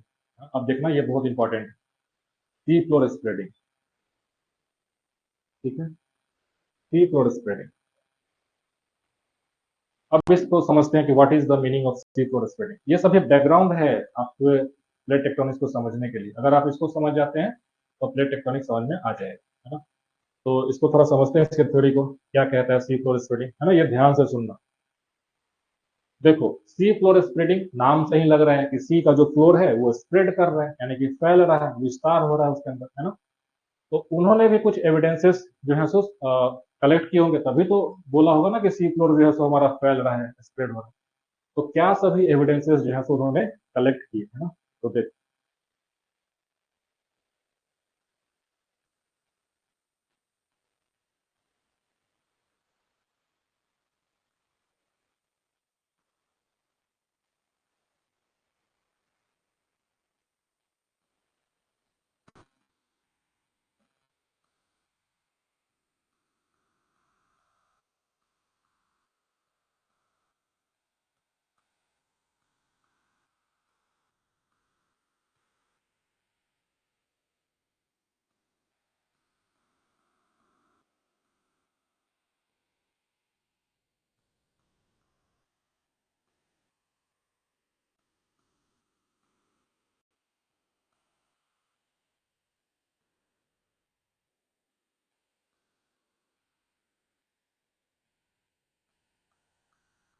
देखो इसको समझते हैं। Suppose this is your sea floor, है ना। सी फ्लोर है, और यहाँ से ये जो है सो, है ना, स्प्रेड आउट हो रहा है, यानी कि दोनों दूर दूर जा रहे हैं, है ना। तो एविडेंसेस क्या सभी एविडेंसेस थे। तो जो हेडी हेस है, उन्होंने क्या पाया कि जो ओशन फ्लोर्स होते हैं ना, ओशन फ्लोर्स, उसके बीच में ऐसा कई बार जो है रिजेस पाए जाते हैं। रिज, रिज मतलब कि सपोज कि ओशन के अंदर जो है सो कॉन्टिन्यूस, जैसे कि अपना हिमालयन रेंज है ना, हिमालयन रेंज, है ना। उसी तरीके से रिज का एक रेंज है, यानी कि काफी लंबा। सपोज कि एक रिज का जो लेंथ होता है 5,000 किलोमीटर, 6,000 किलोमीटर लंबा रिज होता है। उसका हाइट ज्यादा नहीं होता है ना। हाइट सपोज कि 1 किलोमीटर, है ना, 800 मीटर, 900 मीटर, कुछ इस तरह का हाइट का कॉन्टिन्यूस एक रेंज है ना, हमारे कहाँ पे, ओशन के फ्लोर पे, है ना। उसको क्या बोलेंगे, रिज बोलेंगे। तो ऐसे कई सारे रिज हैं, ऑल्टरनेट रिज पाए जाते हैं, ठीक है। दूसरा उनका, जब रॉक का स्टडी किया गया, है ना, सपोज कि, है ना, एक ये ए है, ये ए डैश है ना, फिर ये बी है, फिर ये बी डैश है, ये सी है, और सी डैश है ना। तो जब उन्होंने जो मिड ओशनिक रिज है, उसके दोनों तरफ ऑल्टरनेटिवली जब उन्होंने रॉक्स के एज को स्टडी किया ना, तो एक हैरान करने वाला फैक्ट उनको समझ में आया कि जो रिज के पास का जो रॉक होगा ना, जैसे कि ए और ए डैश, दोनों का एज सेम है, और वो यंग है। यंग है मतलब कि नया बना है, समझ में गया। अब यहां से थोड़ा दूर जाओ, आगे जाओ, इधर भी और इधर भी। अब इस बेल्ट का जो रॉक है ना, उसका प्रॉपर्टीज सेम है और उसका एज सेम है, लेकिन पहले वाले से पुराना हो गया वो।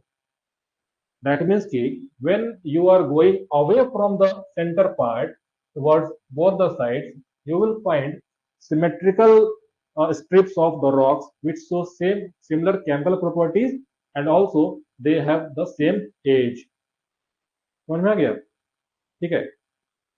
ये पॉइंट क्लियर हो रहा है कि नहीं, है ना, कि जो हमारा ओशन फ्लोर है, ओशन फ्लोर फ्लोर में कुछ ऐसे रिज पाए जाते हैं, ऐसे वर्टिकल हिल समझो, जिसका एक रेंज है 5,000, 6,000, 7,000 किलोमीटर लंबाई है। उस रिज के दोनों तरफ जब आप ऑल्टरनेटिवली रॉक्स को स्टडी करोगे, तो एक पट्टी मिलेगा जिसका सपोज कि 20 मिलियन ईयर्स एगो फॉर्मेशन हुआ होगा, और सेम इधर भी एक 20 मिलियन ईयर्स एगो का फॉर्मेशन हुआ रॉक मिलेगा। अब उससे थोड़ा दूर जाओ, उसके बाद का जो रॉक होगा वो हो सकता है कि 30 मिलियन ईयर से होगा फॉर्म होगा। इधर भी 30 मिलियन ईयर्स का दिखेगा। थोड़ा और दूर जाओ, फिर इधर भी 60 मिलियन ईयर्स का रॉक मिलेगा, इधर भी 60 मिलियन ईयर्स का रॉक मिलेगा। तो क्या ये सजेस्ट करता है कि नहीं कि ये सभी जो है बीच से ही फैलाव हो रहा है। तो this is the notion of sea floor spreading, है ना। इसका रीजन क्या है, ये बाद में और क्लियर होगा, बट यहां तक ये तो फैक्ट हो गया ना कि बीच से जो ओशन फ्लोर है वो जो है सो स्प्रेड हो रहा है ना। दूसरा यहाँ पे एक और एविडेंस सजेस्ट होता है कि देखो, अर्थ का जो मैग्नेटिज्म है, अर्थ का जो मैग्नेटिज्म है ना, वो रिवर्सल हुआ है। यानी कि अभी जो नॉर्थ एंड साउथ पोल है अर्थ का, जरूरी नहीं है कि शुरुआत से नॉर्थ साउथ पोल का ओरिएंटेशन अभी जो है वही रहा होगा। रिवर्स होता है ना, रिवर्स होता है, हो सकता नहीं, होता है। उसका एविडेंस ये है कि यहाँ पे जो रॉक्स जो स्टडी किए गए ना, तो देखो, आपको मालूम है कि रॉक्स कैसे फॉर्म होता है। तो जो वॉल्केनो है, उससे आपको जो भी लावा ये सब इरप्ट हुआ, लावा जो है सॉलिडिफाई होकर के है सो रॉक्स बन जाता है, रॉक्स बन जाता है। क्या इस रॉक में ऐसे कई सारे फेरोमैग्नेटिक जो है एलिमेंट्स होंगे कि नहीं? Ferromagnetic elements. तो जिस समय रॉक बन रहा होगा उस समय जो अर्थ का, देखो इस पॉइंट को समझो, जिस समय रॉक का फॉर्मेशन हो रहा होगा, क्या उस समय अर्थ का अपना एक मैग्नेटिक फील्ड होगा कि नहीं? तो उस मैग्नेटिक फील्ड के साथ साथ इसमें जो पिघला हुआ रॉक जो मोल्टेन मैग्मा था, क्या इसमें जो फेरोमैग्नेटिक एलिमेंट्स हैं, क्या वो उस मैग्नेटिक फील्ड लाइंस के अलोंग है सो अपना ओरिएंटेशन रखेगा कि नहीं? रखेगा। और वो सॉलिडिफाई हो गया। तो क्या उसने रिकॉर्ड कर लिया कि नहीं उस समय के मैग्नेटिक फील्ड लाइंस को? हो गया, है ना? तो तो जो ऑल्टरनेट जो स्ट्रिप आप देख रहे हो ना, उसके जो रॉक्स के जो मैग्नेटिक प्रॉपर्टीज थे, वो भी सजेस्ट करते हैं कि रिवर्सल हो रहा है, रिवर्सल हो रहा है। दैट मीन्स कि अगर अगर आप ए और ए डैश की बात करो, तो इसमें जो मैग्नेटिक जो ओरिएंटेशन है वो सेम मिलेगा। बी और बी डैश में आपको रिवर्स दिखेगा, बी और बी डैश में। फिर सी और सी डैश में फिर से सिमिलर दिखेगा, जो कि बी से रिवर्स होगा। तो ये सजेस्ट करता है कि अर्थ का जो मैग्नेटिक फील्ड है वो भी रिवर्सल हुआ है through out the history of the अर्थ। और वो ओशन फ्लोर्स के दोनों तरफ ऑल्टरनेटिवली जो है सिमेट्रिकली डिस्ट्रीब्यूटेड है। समझ में गया? तो क्या सजेस्ट करता है कि जो अर्थ का जो अपना ओशन का जो फ्लोर है वो स्प्रेड कर रहा है। ठीक है, चलो वापस इधर आ जाते हैं।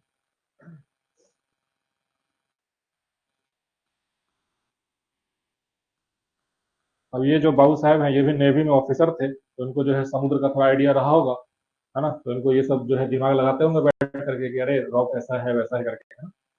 ठीक है, सोनार टेक्नोलॉजी जो है यूज होता है शिप पे। ठीक है।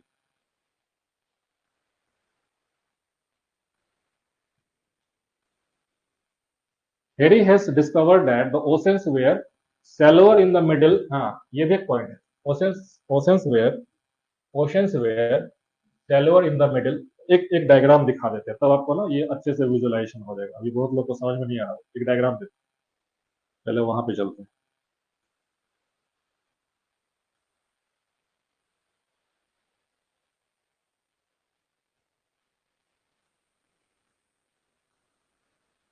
हम्म, ये समझ, ये तो इसमें तो दूसरा पार्ट है। हाँ, ये समझते, ये है आपको, सब दिख जाएगा इसमें। ठीक है, इसमें दिख जाएगा।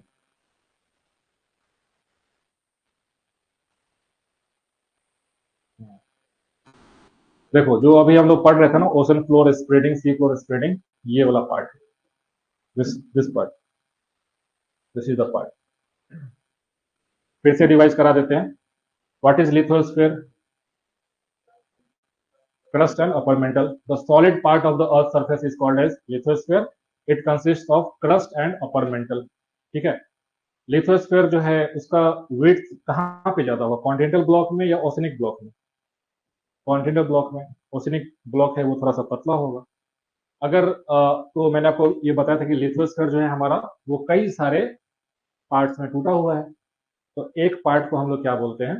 टेक्टोनिक प्लेट बोलते हैं, है ना? तो लिख सकते हो कि tectonic plates are basically broken lithosphere parts. ठीक है।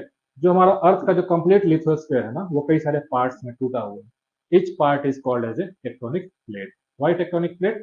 टेक्टोनिक मतलब motion, plates which are in motion, इस वजह से टेक्टोनिक प्लेट बोलते हैं। कितने ऐसे मेजर प्लेट्स हैं, कुछ ऐसे माइनर प्लेट्स हैं। 7 मेजर प्लेट्स है। There are 7 major tectonic plates and few minor plates. ठीक है, कुछ माइनर प्लेट्स हैं। तो देख, लिथोस्फीयर है सो कहाँ पे फ्लोट करता है, किसके ऊपर? एस्थेनोस्फीयर के, है ना? सो क्या आपको यहाँ पे ये एस्थेनोस्फीयर दिख रहा है? ये लिथोस्फीयर है, ओशनिक क्रस्ट। ये हो गया कॉन्टिनेंट है ना, इधर तो इधर भी ओशन ही है ना, इधर भी ओशन है। ये है कॉन्टिनेंट, ये कॉन्टिनेंटल क्रस्ट हो गया। ये भी लिथोस्फीयर का पार्ट है ना? अब देखो यहाँ पे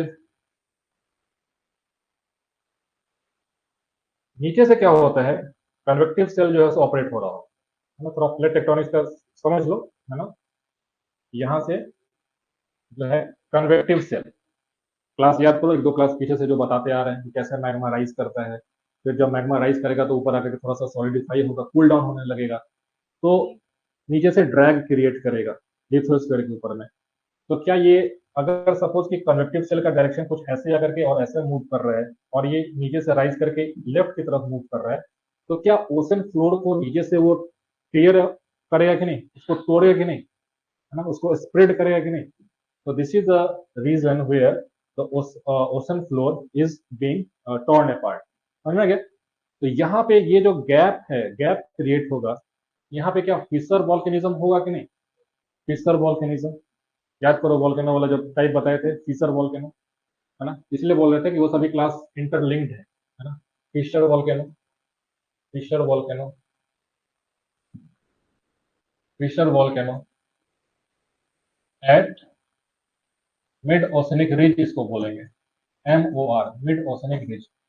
तो जो मिड ओशनिक रिज है, तो यहाँ पे नीचे से जो मैग्मा इस फिशर के थ्रू बाहर आएगा, समझ रहा है तुम लोग कि नहीं सुबह, है ना? अगर कहीं पे भी लगे कि नहीं समझ में आ रहा तो पूछ लेना, क्योंकि ये सब चीज ऐसा कॉन्सेप्ट है जो पीटी में तो सवाल इस बार भी आई थिंक 68 या 67 बीपीसी में सवाल था। ये पूछा गया था कि oceanic crust are being form at which of the following part. Option दिया था वहां पे, at mid oceanic ridge, at trench, ऐसे करके सवाल।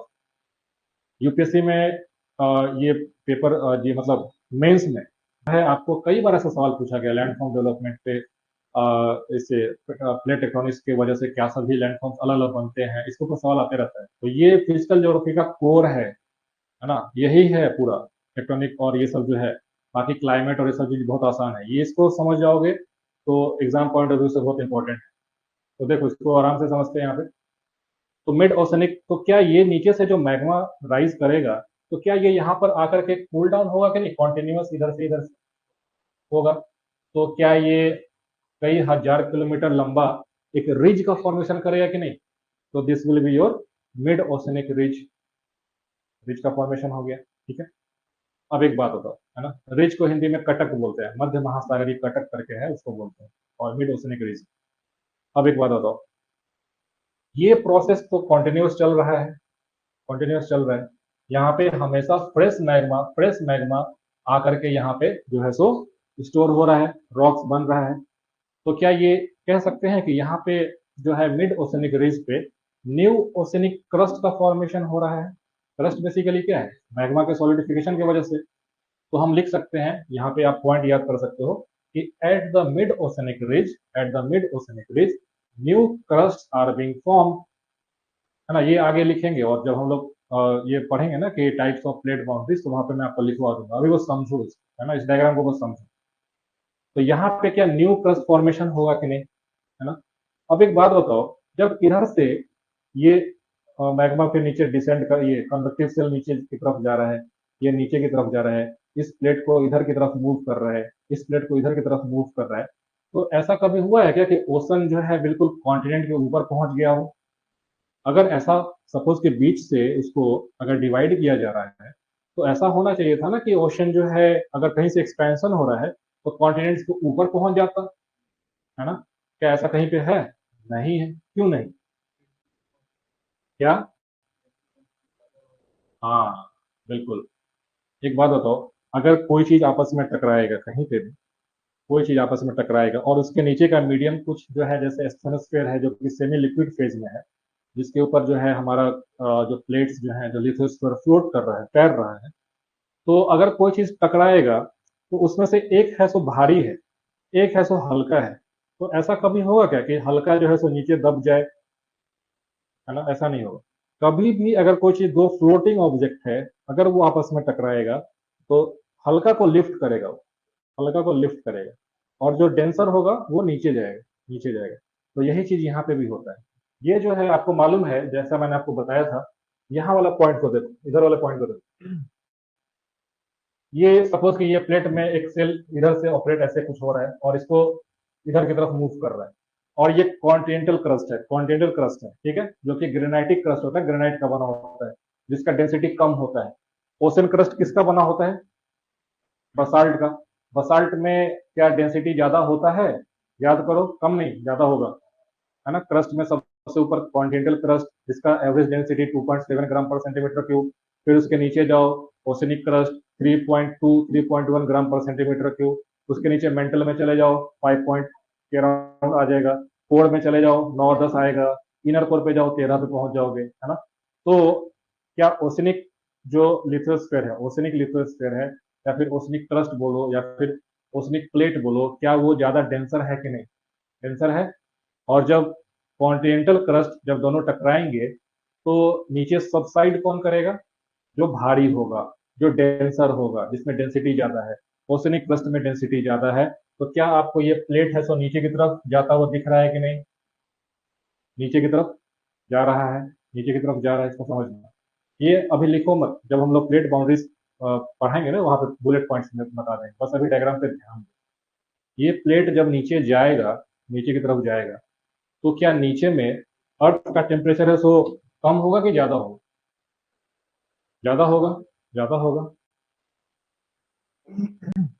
अगर पानी से बर्फ बनाते हो और फिर बर्फ को गर्म करोगे तो पानी बनेगा, तो जो क्रस्ट है वो लावा के ठंडा होने से बना है, तो जब उसको फिर से गर्म करोगे तो क्या वो वापस से लावा बनेगा कि नहीं? बनेगा ना।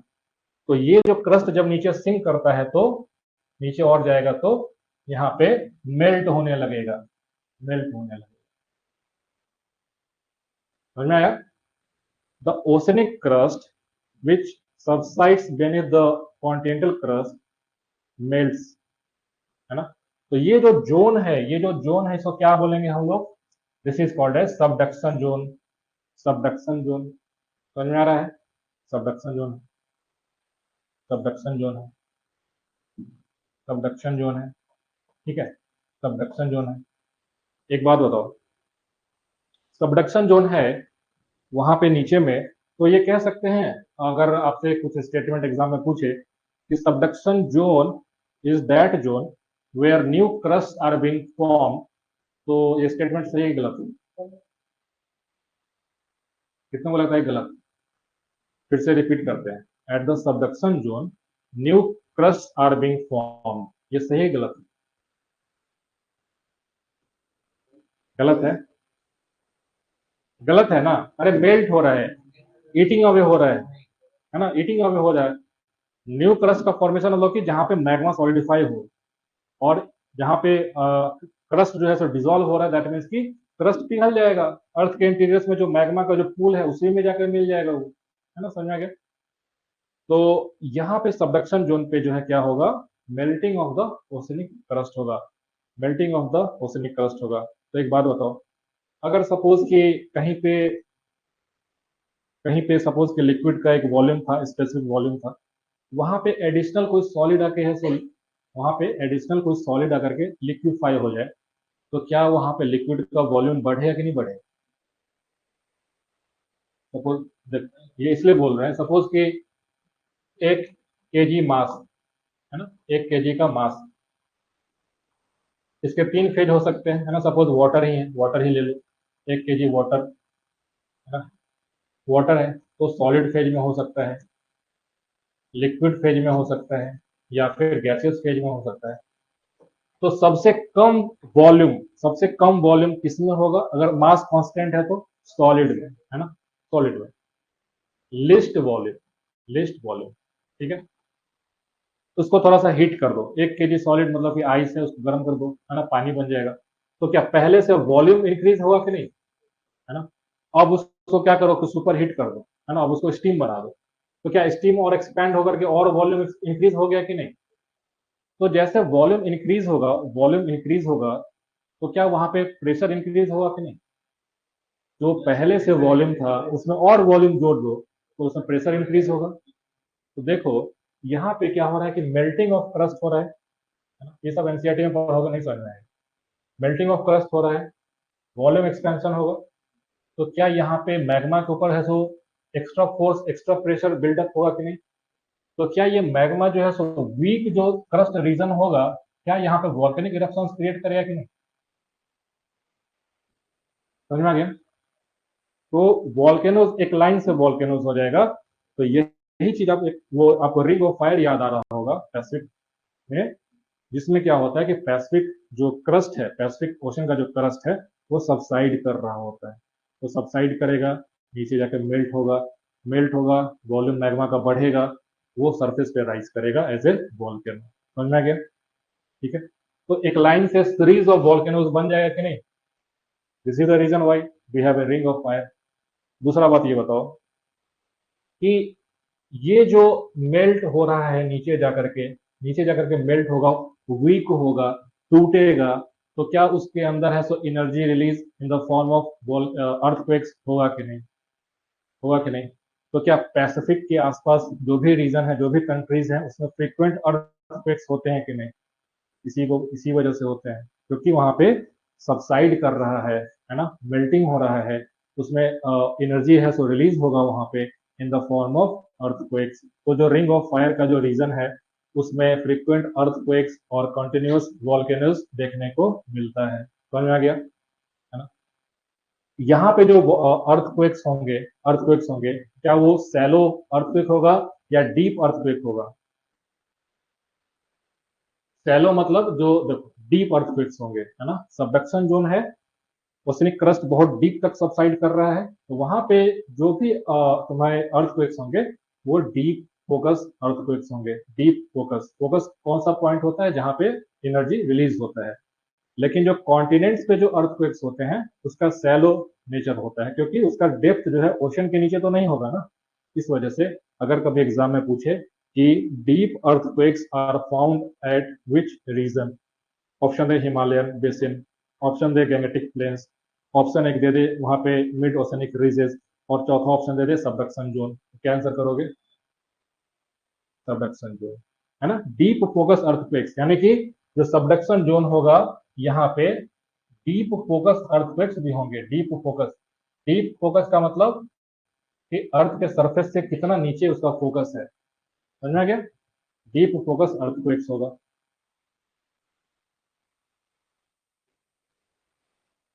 यहां तक क्लियर है कि नहीं? ठीक है ना? चलो वापस चलते हैं अपने हैरी हिस वाले स्लाइड पे।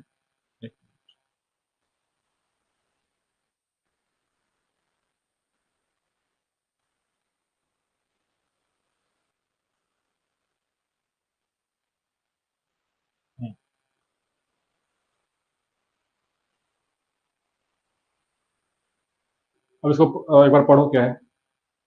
Hess discovered that the oceans were shallower in the middle and identified the presence of mid-oceanic ridges raised above the surrounding, generally flat sea floor, abyssal plain by as much as 1.5 km. In addition, he found that the deepest parts of the oceans were very close to the continental margins in the Pacific, with ocean trenches extending down to depths of over 11 km in the case of the Mariana Trench of the coast of Japan. ये कह रहा है, अभी वो picture याद करो, जहां पे मिड ओशनिक रिज था, वहां पे ओशन का डेप्थ, और जहां पे ओशन सबसाइड कर रहा है, डेप्थ कहां पे ज्यादा है? सबसाइड कर रहा है। तो सबसाइड कहां पे कर रहा है? जहां पे कॉन्टिनेंट से मीट कर रहा था। तो जब आप कॉन्टिनेंट से उतर करके ओशंस में जाओगे, तो ओशन का डेप्थ ज्यादा कहां मिलेगा? इमीडिएट कॉन्टिनेंट्स के मार्जिन पे या फिर मिड ओशन में जाकर के? इमीडिएट मिलेगा। तो ये भी एक एविडेंस था, जबकि नॉर्मली लोग के माइंड में क्या आइडिया रहेगा कि हम लोग दूर जितना जाएंगे वहां पे डेप्थ ज्यादा होगा, बट ये कॉन्ट्रारी इसको एविडेंस मिला कि नहीं भाई, कॉन्टिनेंट्स के पास में ही, मार्जिन पे ही जो है ओशन का बहुत ज्यादा डेप्थ है, जिसको क्या बोलते हैं? ट्रेंचेस बोलते हैं। ट्रेंचेस बोलते हैं, है ना। ओशनिक ट्रेंच होते हैं, है ना, ट्रेंच। तो ट्रेंच का फॉर्मेशन कहाँ पे होगा? सबडक्शन जोन पे होगा। ये पॉइंट क्लियर है? ओशनिक ट्रेंच जो है, ट्रेंच मतलब कि खाई, है ना, गहरी खाई। तो ओशन का जो ट्रेंच होगा वो कहां पे होगा? तो सबडक्शन जोन पे होगा। सबडक्शन जोन पे होगा। ठीक है। मिड ओशनिक रीजस का जो देखो एवरेज हाइट कुछ उन्होंने बताया स्टडी करके कि 1.5 किलोमीटर उसका हाइट है ना, 1.5 किलोमीटर, यानी कि ऐसा नहीं कि बिल्कुल 10 मीटर का जो है सो पठार टाइप का कुछ दिखाई देगा, नहीं। ओशन के फ्लोर पे 1.5 किलोमीटर लंबा, ऐसा कुछ 6,000 किलोमीटर लंबा जो है रिज का रेंज है पूरा, है ना। तो इस तरीके से, तो ये समझ में आ गया। ये एबिशल प्लेन को जो है एक वर्ड हम लोग यूज करते हैं किस चीज के लिए? तो ओशन के फ्लोर को, जब हम लोग फ्लोर को, सी फ्लोर को या फिर ओशन फ्लोर को हम लोग एबिसल प्लेन बोलते हैं, है ना। ये आगे भी पढ़ेंगे, जैसे कि जब आप कॉन्टिनेंटल मार्जिन से ओशन की तरफ जाओगे तो उसका स्लोप ये सभी चेंज होते रहते हैं। तो ये आगे जब ओशनोग्राफी पढ़ेंगे तब वहाँ पे अच्छे से और डिस्कस कर देंगे इसको। बट यहाँ तक ये क्लियर है ना कि कैसे उन्होंने इन सब चीज़ों को स्टडी किया कि ट्रेंच है वो कॉन्टिनेंट्स के बगल में पाया जाता है, ओशन का डेप्थ वहाँ पे बहुत ज़्यादा है, मिड ओशन में है सो रिज ये सब पाया जा रहा है ना। तो अब इसके पीछे अब ये लोग रीजन ढूंढना स्टार्ट करेगा कि इस तरीके से क्यों अलाइंड है हमारा ओशन, है ना, क्या रीजन हो सकता है। अब इसके बाद फर्दर स्टडीज होगा, ठीक है। समझ में आ रहा है कि नहीं यहाँ पे? ठीक है, देखो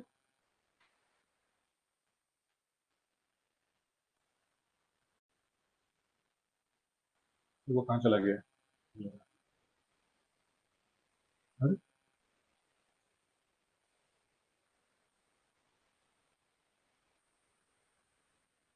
वो कैंसिल हो गया क्या वो?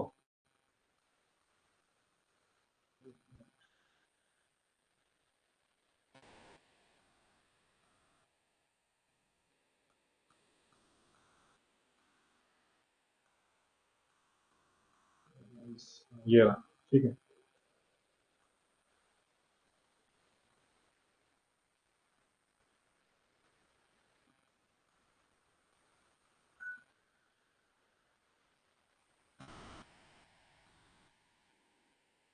देख, तो सी फ्लोर स्प्रेडिंग का जो पूरा एक मैप आप यहाँ पे देख सकते हो, ठीक है।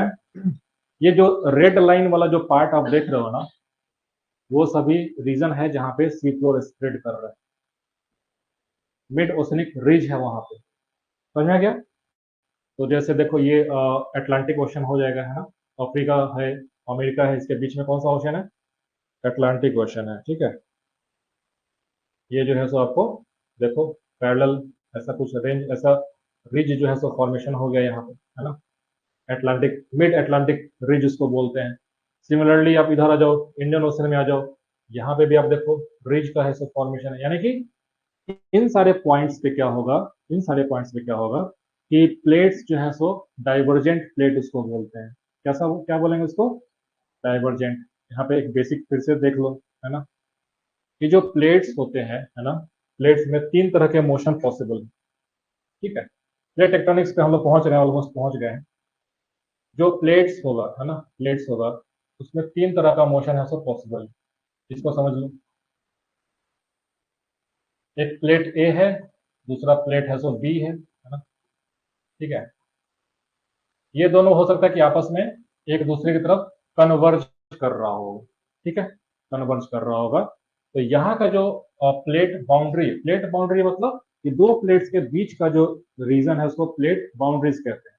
तो इस एक एक बात याद रखना कि प्लेट बाउंड्रीज ही जो है, जो फ्रंटियर्स जो है प्लेट्स के, वहीं पे आपको अर्थक्वेक्स, वॉल्केनोज, माउंटेन्स ये सभी देखने को मिलेगा मोस्टली। तो plate boundaries are the zone of disturbance, ठीक है। तो अगर दो प्लेट आपस में एक तरफ एक सेम साइड अगर पहुंचे तो क्या बोलते हैं उसको? Convergent plate boundary. क्या बोलेंगे उसको? Convergent plate boundary, convergent plate boundary, ठीक है। कन्वर्जेंट प्लेट बाउंड्री, ठीक है। कन्वर्ज कर रहे हैं, कन्वर्ज मतलब कि दोनों एक ही पॉइंट पे है सो मीट करेगा। दूसरा पॉसिबिलिटी क्या हो सकता है? हाँ, कि एक दूसरे से दूर हो जाए, ठीक है। सपोज ये प्लेट इधर मूव कर रहा हो, ये इधर मूव कर रहा हो, इसको क्या बोलते हैं?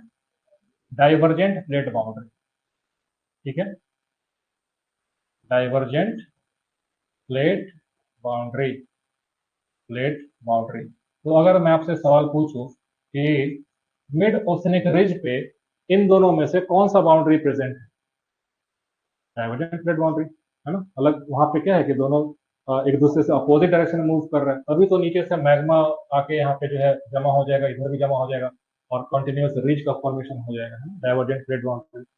तीसरा पॉसिबिलिटी ये है कि ना ही अपोजिट डायरेक्शन में मूव करे, ना ही एक डायरेक्शन में, दोनों पैरेलल मूव कर दे, स्लाइड कर दे, है ना। जैसे कि ऐसे देखो, like suppose this is a plate, this is a block, और इसके बगल में दूसरा भी एक ऐसे ही प्लेट है ना, और ये आपस में ऐसे सपोज की, है ना, ये इधर मूव कर रहा हो, ये इधर मूव कर रहा है, तो क्या कहें, ऐसा बोल सकते हैं क्या कि ये दोनों आपस में टकरा रहा है या फिर एक दूसरे से डाइवर्ज हो रहा है? नहीं, ये एक दूसरे को स्लाइड पास्ट कर रहा है। हो सकता है कि वहां से एक रगर जो है वो लेते हुए निकल जाए वो, है ना। सपोज कि दो ऐसे प्लेट ऐसे मूव कर जाए आपस में।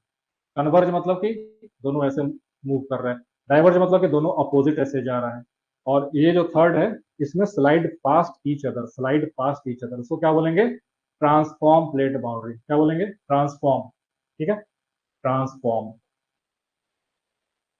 ट्रांसफॉर्म प्लेट बाउंड्री या फिर ट्रांसफॉर्म बाउंड्री, सिंपल आप लिख लो ट्रांसफॉर्म बाउंड्री। ठीक है,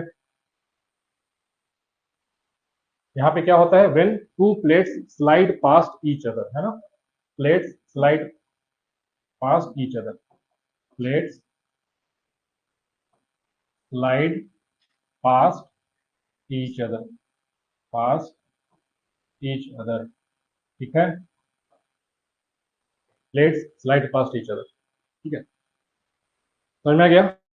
ये जितने भी प्लेट बाउंड्रीज होंगे ना, इस पे आपको जोन ऑफ डिस्टरबेंस होगा ही, अर्थक्वेक्स सब जगह होगा। कन्वर्जेंट पे भी होगा, डाइवर्जेंट पे भी होगा, और ट्रांसफॉर्म पे भी होगा। लेकिन जो फिशर वॉल्केनो होगा, है ना, वो डाइवर्जेंट प्लेट बाउंड्रीज पे होगा। कन्वर्जेंट वाले पे वॉल्केनिक इरप्शंस उस तरीके से फिशर वाला नहीं होता है, याद रखना, है ना।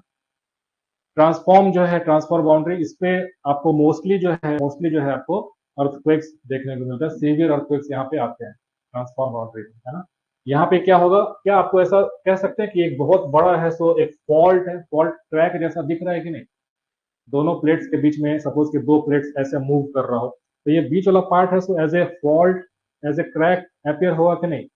तो जैसे कि सैन एंड्रियस फॉल्ट है आपके वेस्टर्न नॉर्थ अमेरिका में, है ना, north America, yes, western margin पे एक सैन एंड्रियस फॉल्ट है, सैन एंड्रियस फॉल्ट। वहां पे क्यों है फॉल्ट? क्योंकि वहां पे दो प्लेट्स आपस में स्लाइड पास्ट ईच अदर हो रहे हैं। इसकी वजह से एक फॉल्ट क्रिएट हो गया वहां पे, है ना। तो आप याद कर लेना, कई बार आपसे एग्जाम में पूछता है ना, कि ट्रांसफॉर्म बाउंड्री पे क्या होता है जनरली? तो फॉल्ट होता है, फॉल्ट। ठीक है, फॉल्ट मतलब क्रैक्स, है ना, क्रैक्स। जैसे कि San Andreas fault, San Andreas, San Andreas fault कहाँ पे लोकेटेड है? तो नॉर्थ अमेरिका में, वेस्टर्न मार्जिन पे, नॉर्थ अमेरिका के वेस्टर्न मार्जिन पे, है ना, वेस्टर्न मार्जिन, कैलिफोर्निया के पास में, western margin, western margin of North America, North America, North America, North America. ठीक है, ये हो गया। अब देखो, ऑनलाइन में किसी को डाउट है तो एक बार लिख दो। One of the reasons for earthquake Taiwan was reverse faulting, what it is. अच्छा, फॉल्ट्स के भी कई सारे टाइप्स हो जाते हैं ना। जैसे कि अगर आप जियोलॉजिकल स्ट्रक्चर पढ़ोगे, तो फॉल्टिंग हमेशा ऐसा नहीं कि बिल्कुल जो है सिमेट्रिकल फॉल्टिंग होता है।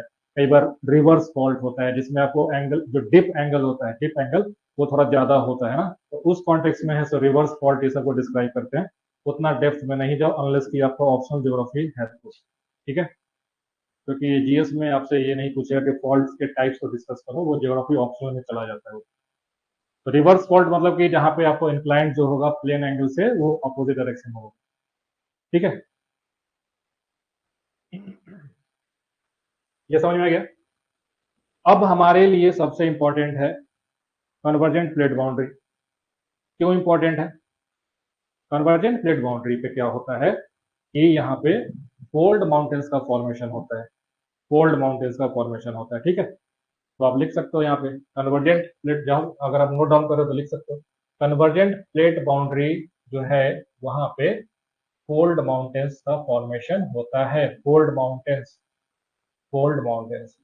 ठीक है, फोल्ड माउंटेन्स, फोल्ड माउंटेन्स क्या होते हैं उसको समझ लेते हैं, तभी आपको समझ में आएगा।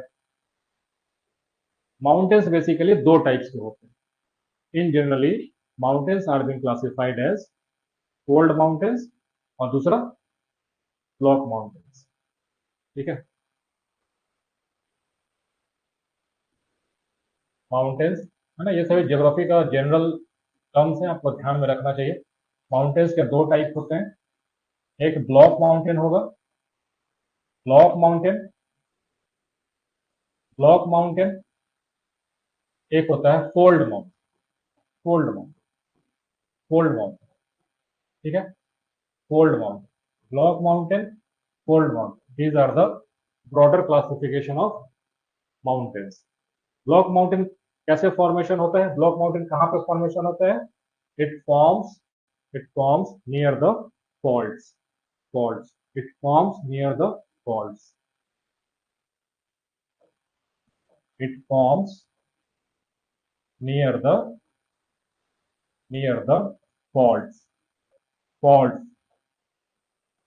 faults, या फिर रिफ्ट, रिफ्ट, RIFT, रिफ्ट, है ना, रिफ्ट। फोल्ड माउंटेन्स ये कहां पे बनते हैं? These mountains form near the convergent plate boundaries, ठीक है, these mountains form near the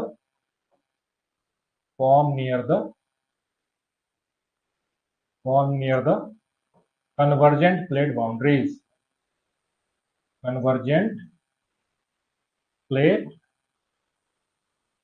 boundaries, convergent plate boundaries, ठीक है, याद रखना, बहुत इंपॉर्टेंट है, बहुत इंपॉर्टेंट है, पीटी में डायरेक्ट सवाल आता है ना, कि फोल्ड माउंटेन्स जो है कहां पे फॉर्मेशन होगा? तो जहां पे कन्वर्जेंट प्लेट बाउंड्रीज है, जहां पे दो प्लेट्स आपस में मीट करेगा, और वो भी कौन सा? तो दो कॉन्टिनेंटल प्लेट्स जब मीट करेंगे, ठीक है, सब समझेंगे आप उसको ना, इसको फिर से बताऊंगा। फोल्ड माउंटेन्स के भी दो टाइप्स होते हैं ना, फोल्ड माउंटेन्स के भी दो टाइप्स, बताओ कौन सा कौन सा?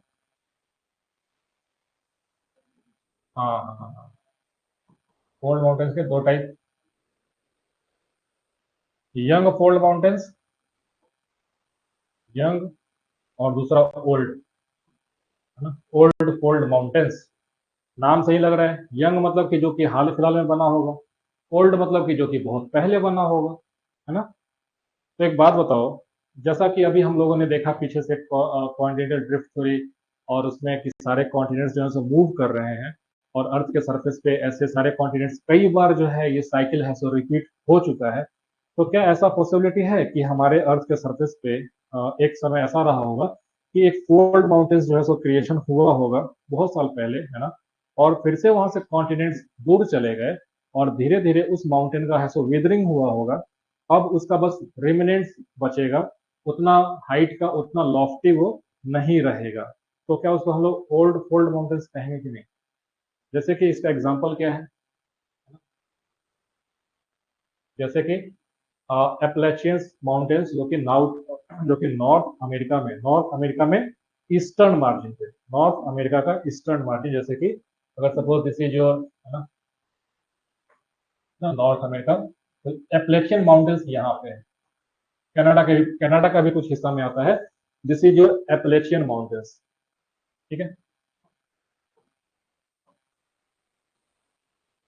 एप्पल कहाँ की कंपनी है? याद कर लो उसी से, एपलेचियन माउंटेन्स, नॉर्थ अमेरिका में, ठीक है। इंडिया में बताओ कौन सा है सो ओल्ड फोल्ड माउंटेन्स का एग्जांपल है? विंध्यास जो है उसमें आएगा, ब्लॉक माउंटेन, अरावलीज, अरावलीज, है ना, इंडिया में अरावलीज, अरावलीज, अरावलीज, ठीक है, अरावलीज इंडिया, ठीक है, इंडिया में। Atlas mountains, Atlas mountains, Atlas mountains कहाँ पे है? मोरक्को में, अफ्रीका में, है ना, अफ्रीका लिख दो, मोरक्को लिख लो बगल में, Atlas mountains, these are the examples of old fold mountains. ऐसा माना जाता है कि Appalachian mountains, Aravallis, Atlas mountains, ये सब भी एक समय में, जैसे कि अभी हिमालय जिस हाइट का है उसी हाइट का ये सभी माउंटेन्स था, बट अभी इनका इरोजन हो चुका है ना, अब बस रेमिनेंट्स हैं, है ना। अगर कभी आप बाई ट्रेन, अगर आप कभी सपोज कि गुजरात से दिल्ली या फिर राजस्थान से दिल्ली ये सब ट्रेवल करोगे, तो आपको बीच बीच में ना छोटा छोटा हिल ये सब दिखता रहेगा, है ना, वो सभी अरावलीज का पार्ट है, अरावलीज का पार्ट है ना, ज्यादा हाइट का इसका नहीं रहता है ना। तो ये ओल्ड माउंटेन्स है ना। अभी क्या हो गया इसका, है ना, over the millions of years erosion हो चुका है ना, इरोजन हो चुका है। तो अगर कभी आपसे एग्जाम में पूछा जाए कि amongst the following which is the world's highest mountains ranges, अगर वहां पे ऑप्शन दिखे यंग फोल्ड माउंटेन्स, तो क्या उसको हम लोग सही करेंगे कि नहीं? तो ये पॉइंट याद कर लो कि young fold mountains are the highest of all the mountains on this planet. ठीक है, young fold mountains are the highest of all the mountains, highest of all the mountains, all the mountains.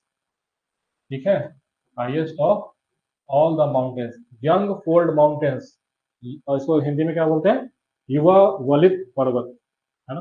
तो these mountain ranges are the highest of all the mountains, existing mountains as of now. जैसे कि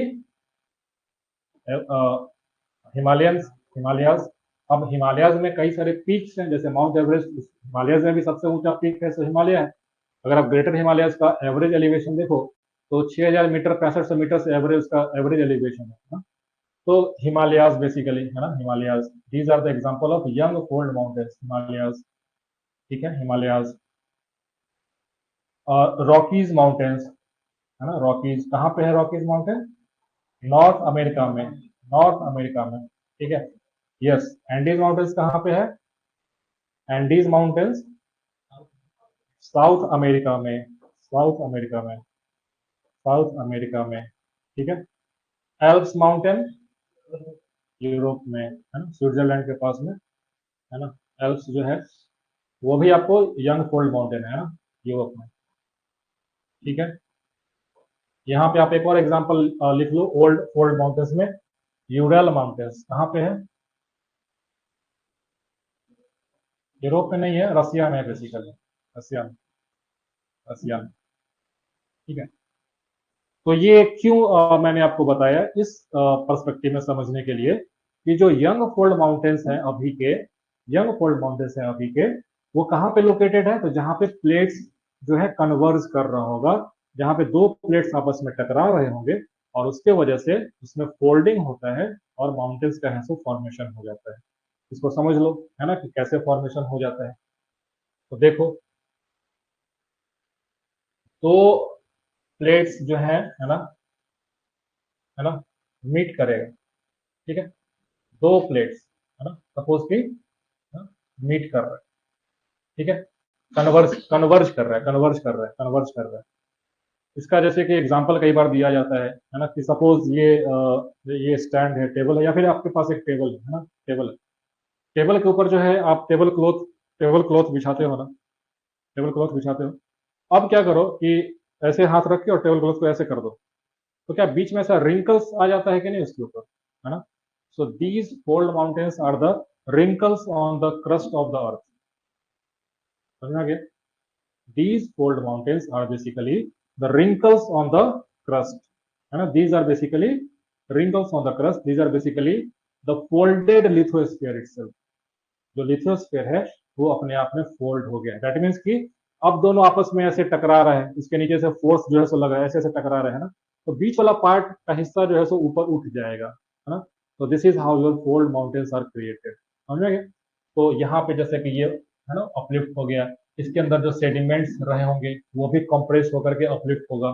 तो क्या यहाँ पे जो है ना, माउंटेन्स रेंजेस का फॉर्मेशन होगा कि नहीं? तो फोल्ड माउंटेन्स जो है बेसिकली कन्वर्जेंट प्लेट बाउंड्रीज पे, है ना, फॉर्म हो जाते हैं। समझ में आ गया? Fold mountains, fold mountains. ठीक है, फोल्ड माउंटेन्स। अब जैसे कि आपसे कभी पूछा जाए कि why Himalayas have got frequent earthquakes, तो क्या आप समझ पाओगे उसके पीछे का रीजन?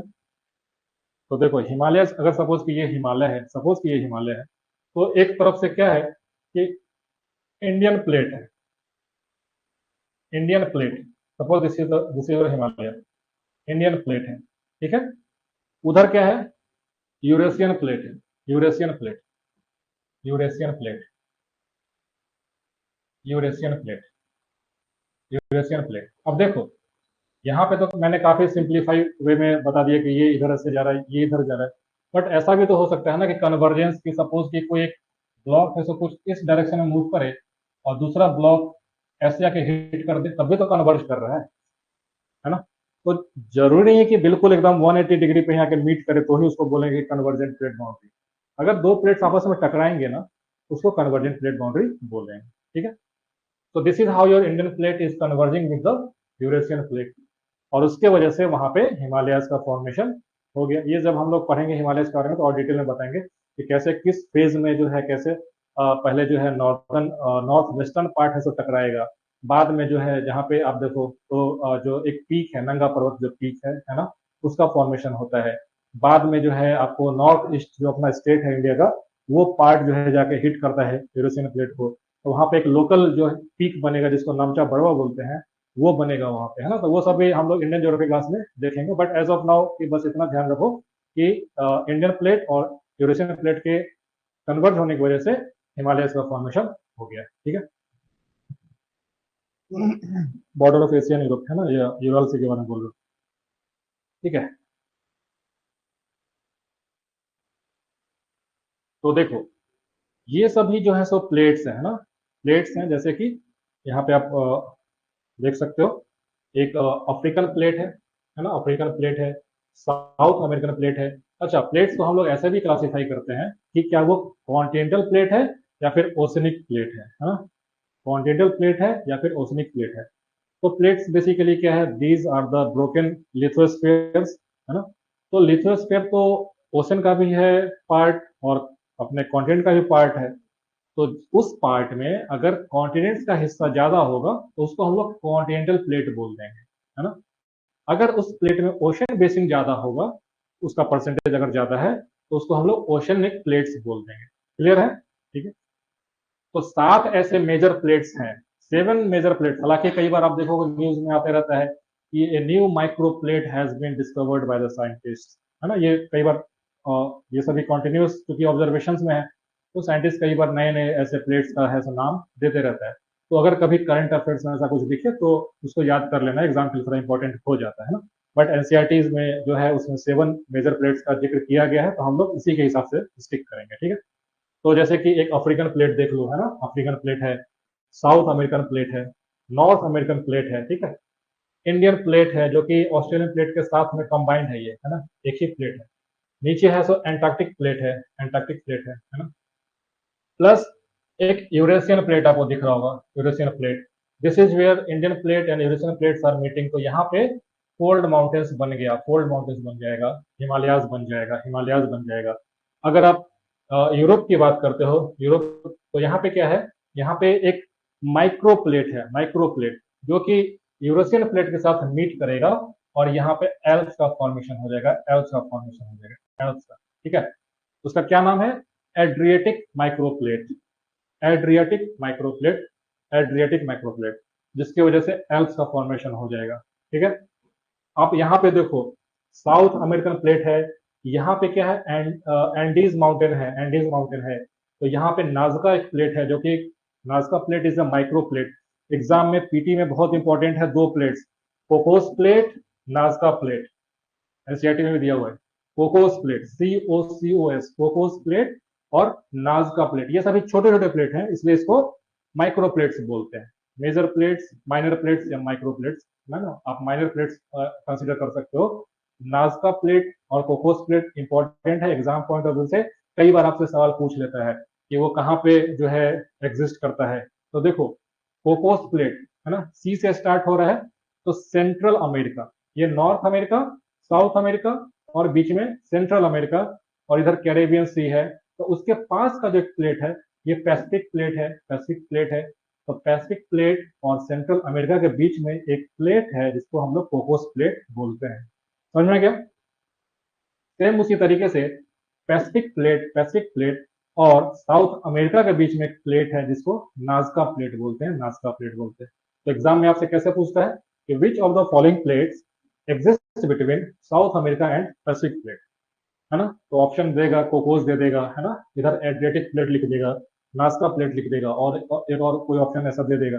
तो आपको नाजका प्लेट याद रखना। ये दोनों एग्जाम में रिपीटेडली पूछता है ना। बाकी और जो माइनर प्लेट्स हैं उसका सवाल मैंने ऐसा बहुत ज्यादा नहीं देखा है, बट इसके ऊपर सवाल कई बार है तो पूछता है, तो याद रखना है। ठीक है। तो देखो, यहाँ पे एंडीज माउंटेन है, यहाँ पे कन्वर्जेंस हो रहा होगा। यहाँ पे रॉकीज माउंटेन है ना। यहाँ पे कहाँ है? नॉर्थ अमेरिका में रॉकीज माउंटेन है, रॉकी माउंटेन्स है। तो यहाँ पर भी आप देखो तो जो हमारा पैसिफिक प्लेट है प्लस नॉर्थ अमेरिकन प्लेट है, उसके उसके कन्वर्जेंस होने की वजह से यहाँ पे रॉकीज माउंटेन्स का फॉर्मेशन हो गया है। ठीक है, समझ में आ गया। और हाँ, एक चीज आपको एग्जाम में जैसे कि ये पूछता है कि वर्ल्ड का सबसे लॉन्गेस्ट माउंटेन रेंज कौन सा है? हिमालयाज? एंडीज है, याद रखना एंडीज। जो एंडीज है ना, ये through out the south America का जो लेंथ ब्रेड्थ है ना, उस पे है वो, है ना। तो पीटी में कई बार फैक्ट में सवाल पूछता है कि which of the following is the longest, सबसे लंबा कौन सा माउंटेन रेंज है। ऑप्शन देगा, रॉकीज दे देगा, एल्प्स देगा, हिमालयाज दे देगा। जनरली लोग हिमालयाज मार के चले जाते हैं, लेकिन हिमालय का लंबाई है तो कम है ना। Almost I think 2,500 kilometre ground कुछ है उसका लंबाई, है ना। उसका डबल है ये, पूरा पूरा का पूरा कॉन्टिनेंट कवर करता है जो एंडीज है। तो Andes is the longest of all the cold mountain ranges in the world. लेकिन अगर हाईएस्ट पूछे, हाईएस्ट, तो हिमालयाज होगा, तो हिमालयाज होगा। इस क्लास को आज यहीं पे एंड करते हैं, है ना। बाकी कुछ डाउट है किसी को तो पूछ लो, ऑनलाइन में कोई डाउट है किसी को तो पूछ लो, बाकी और आगे देखेंगे हम लोग।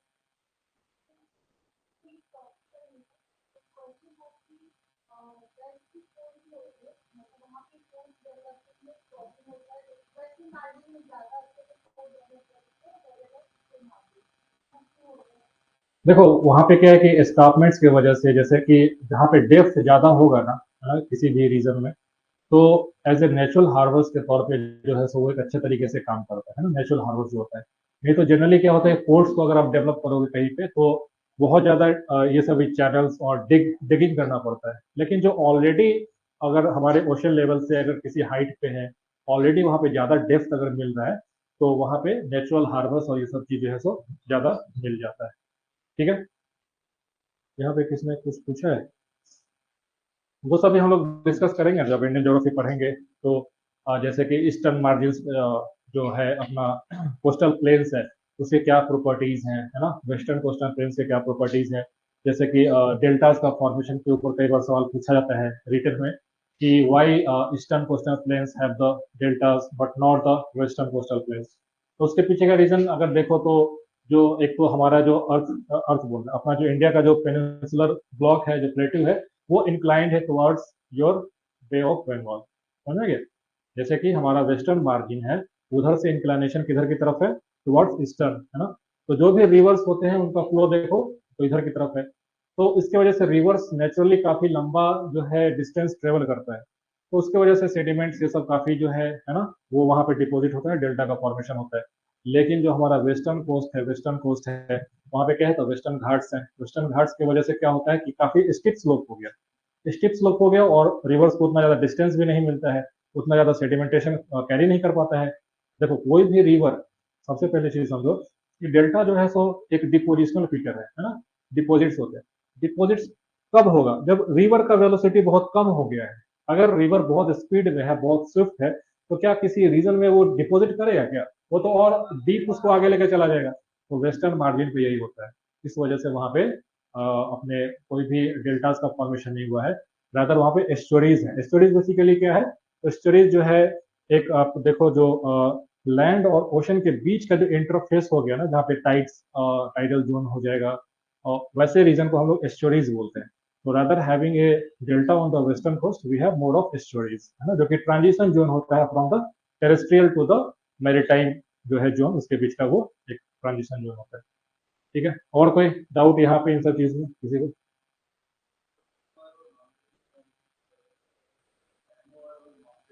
अच्छा, माउंटेन्स बेसिकली और भी ज्यादा हाइट हो जाएगा ना। अगर आप टेरेस्ट्रियल माउंटेन्स की बात करो तो उसका एवरेज एलिवेशन ज्यादा होगा। अगर माउंटेन्स का और डेनुटेशन हो गया, इरोजन हो गया, तो उसको हिल बोलेंगे, हिल, है ना। लेकिन रिज बेसिकली क्या है? जैसे कि एक पठार टाइप का समझो, जो मतलब जो रेमिनेंट्स ऐसा कुछ दिखे, है ना। जैसे कि दिल्ली रिज है, जो कि अरावली के पार्ट में कुछ है, जो कि जिसका एवरेज एलिवेशन कुछ 700-800 मीटर ग्राउंड रहता है। तो मिड ओशनिक रीजेस मतलब कि एक कॉन्टिन्यूस जो है लंबाई में, अगर एक एवरेज कुछ 1 किलोमीटर का एलिवेशन का कुछ अगर है, तो उसको रिज नाम जो है सो दिया गया, उसको माउंटेन्स नहीं बोलेगा। सी माउंट्स जो होता है, जो हम लोग उसमें भी पढ़ेंगे आगे ओशन फ्लोर से कॉन्फ़िगरेशन में, वो बेसिकली और ज्यादा एलिवेशन का होता है, उसका एलिवेशन 1 किलोमीटर ऐसा कुछ नहीं होगा, ज्यादा होगा। और जो सी माउंटेन्स हमें कई बार वाटर सरफेस से बाहर आ जाएगा, तो वहां पे एक आइलैंड्स ग्रुप ये सब का फॉर्मेशन कर देगा। समझ में गया? ठीक है। नहीं नहीं, ओशन ओशन का डेप्थ जो है एवरेज 5 किलोमीटर से ज्यादा डेप्थ है ना। और उसके ओशन फ्लोर पे अगर सपोज की कोई 1 किलोमीटर ऊंचा कुछ है, तो हमें ऊपर से नहीं दिखेगा ना, बट वो कई सारे जो मशीन या फिर सोनार जो है, सोनार से बेसिकली अर्थ के बेसिस को जो है हम लोग मैप करते हैं। सोनार वेव्स क्या होता है, जैसे कि सपोज कि यहाँ पे एक शिप है, यहाँ पे सेंसर लगा होगा जो कि रेडिएशन जो है साउंड वेव्स नीचे भेजता है।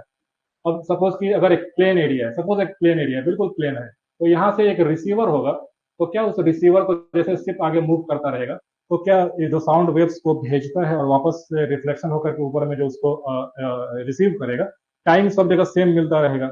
लेकिन सपोज कि सिर्फ ऐसा आगे पहुंचा और यहाँ पे ओशन फ्लोर जो है तो डेप्थ में चला गया, तो यहाँ से जो सोनार वेव्स जो नीचे जाएगा, उसको ज्यादा टाइम लगेगा ना रिसीवर को ये करने।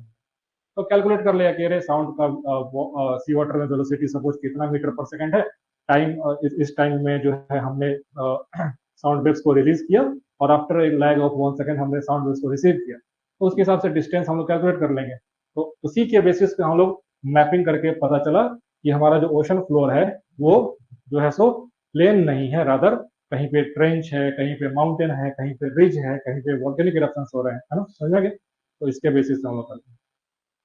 इसको बेसिकली बैथिमेट्री बोला जाता है, ओशन फ्लोर को मैप करना, है ना। सोनार के उस साउंड वेव्स के थ्रू जो है मैप करते हैं। ये सभी कब हुआ? तो after world war 2। World war 2 के बाद जो है ना, जो अपने ओशंस का या फिर इवन एटमोस्फेयर का बहुत ज्यादा स्टडी किया गया, साइंटिफिक एविडेंसेस कलेक्ट किए गए हैं। तो ये सब उसी का है। ठीक है, चलो क्लास को आज यहाँ पे एंड करते हैं। बाकी हम लोग मिलते हैं फिर नेक्स्ट क्लास में। कल क्लास रहेगा वैसे, है ना, कल क्लास रहेगा, तो कल वाले क्लास में मिलते हैं। बाकी आप लोग एनसीईआरटी जो है सिंसियरली आप पढ़िए, क्योंकि अगर एनसीईआरटी अभी आप मेरे साथ नहीं रिवाइज करते हैं, पढ़ते हैं, तो आगे आपको दिक्कत हो सकता है फिर से पढ़ने में।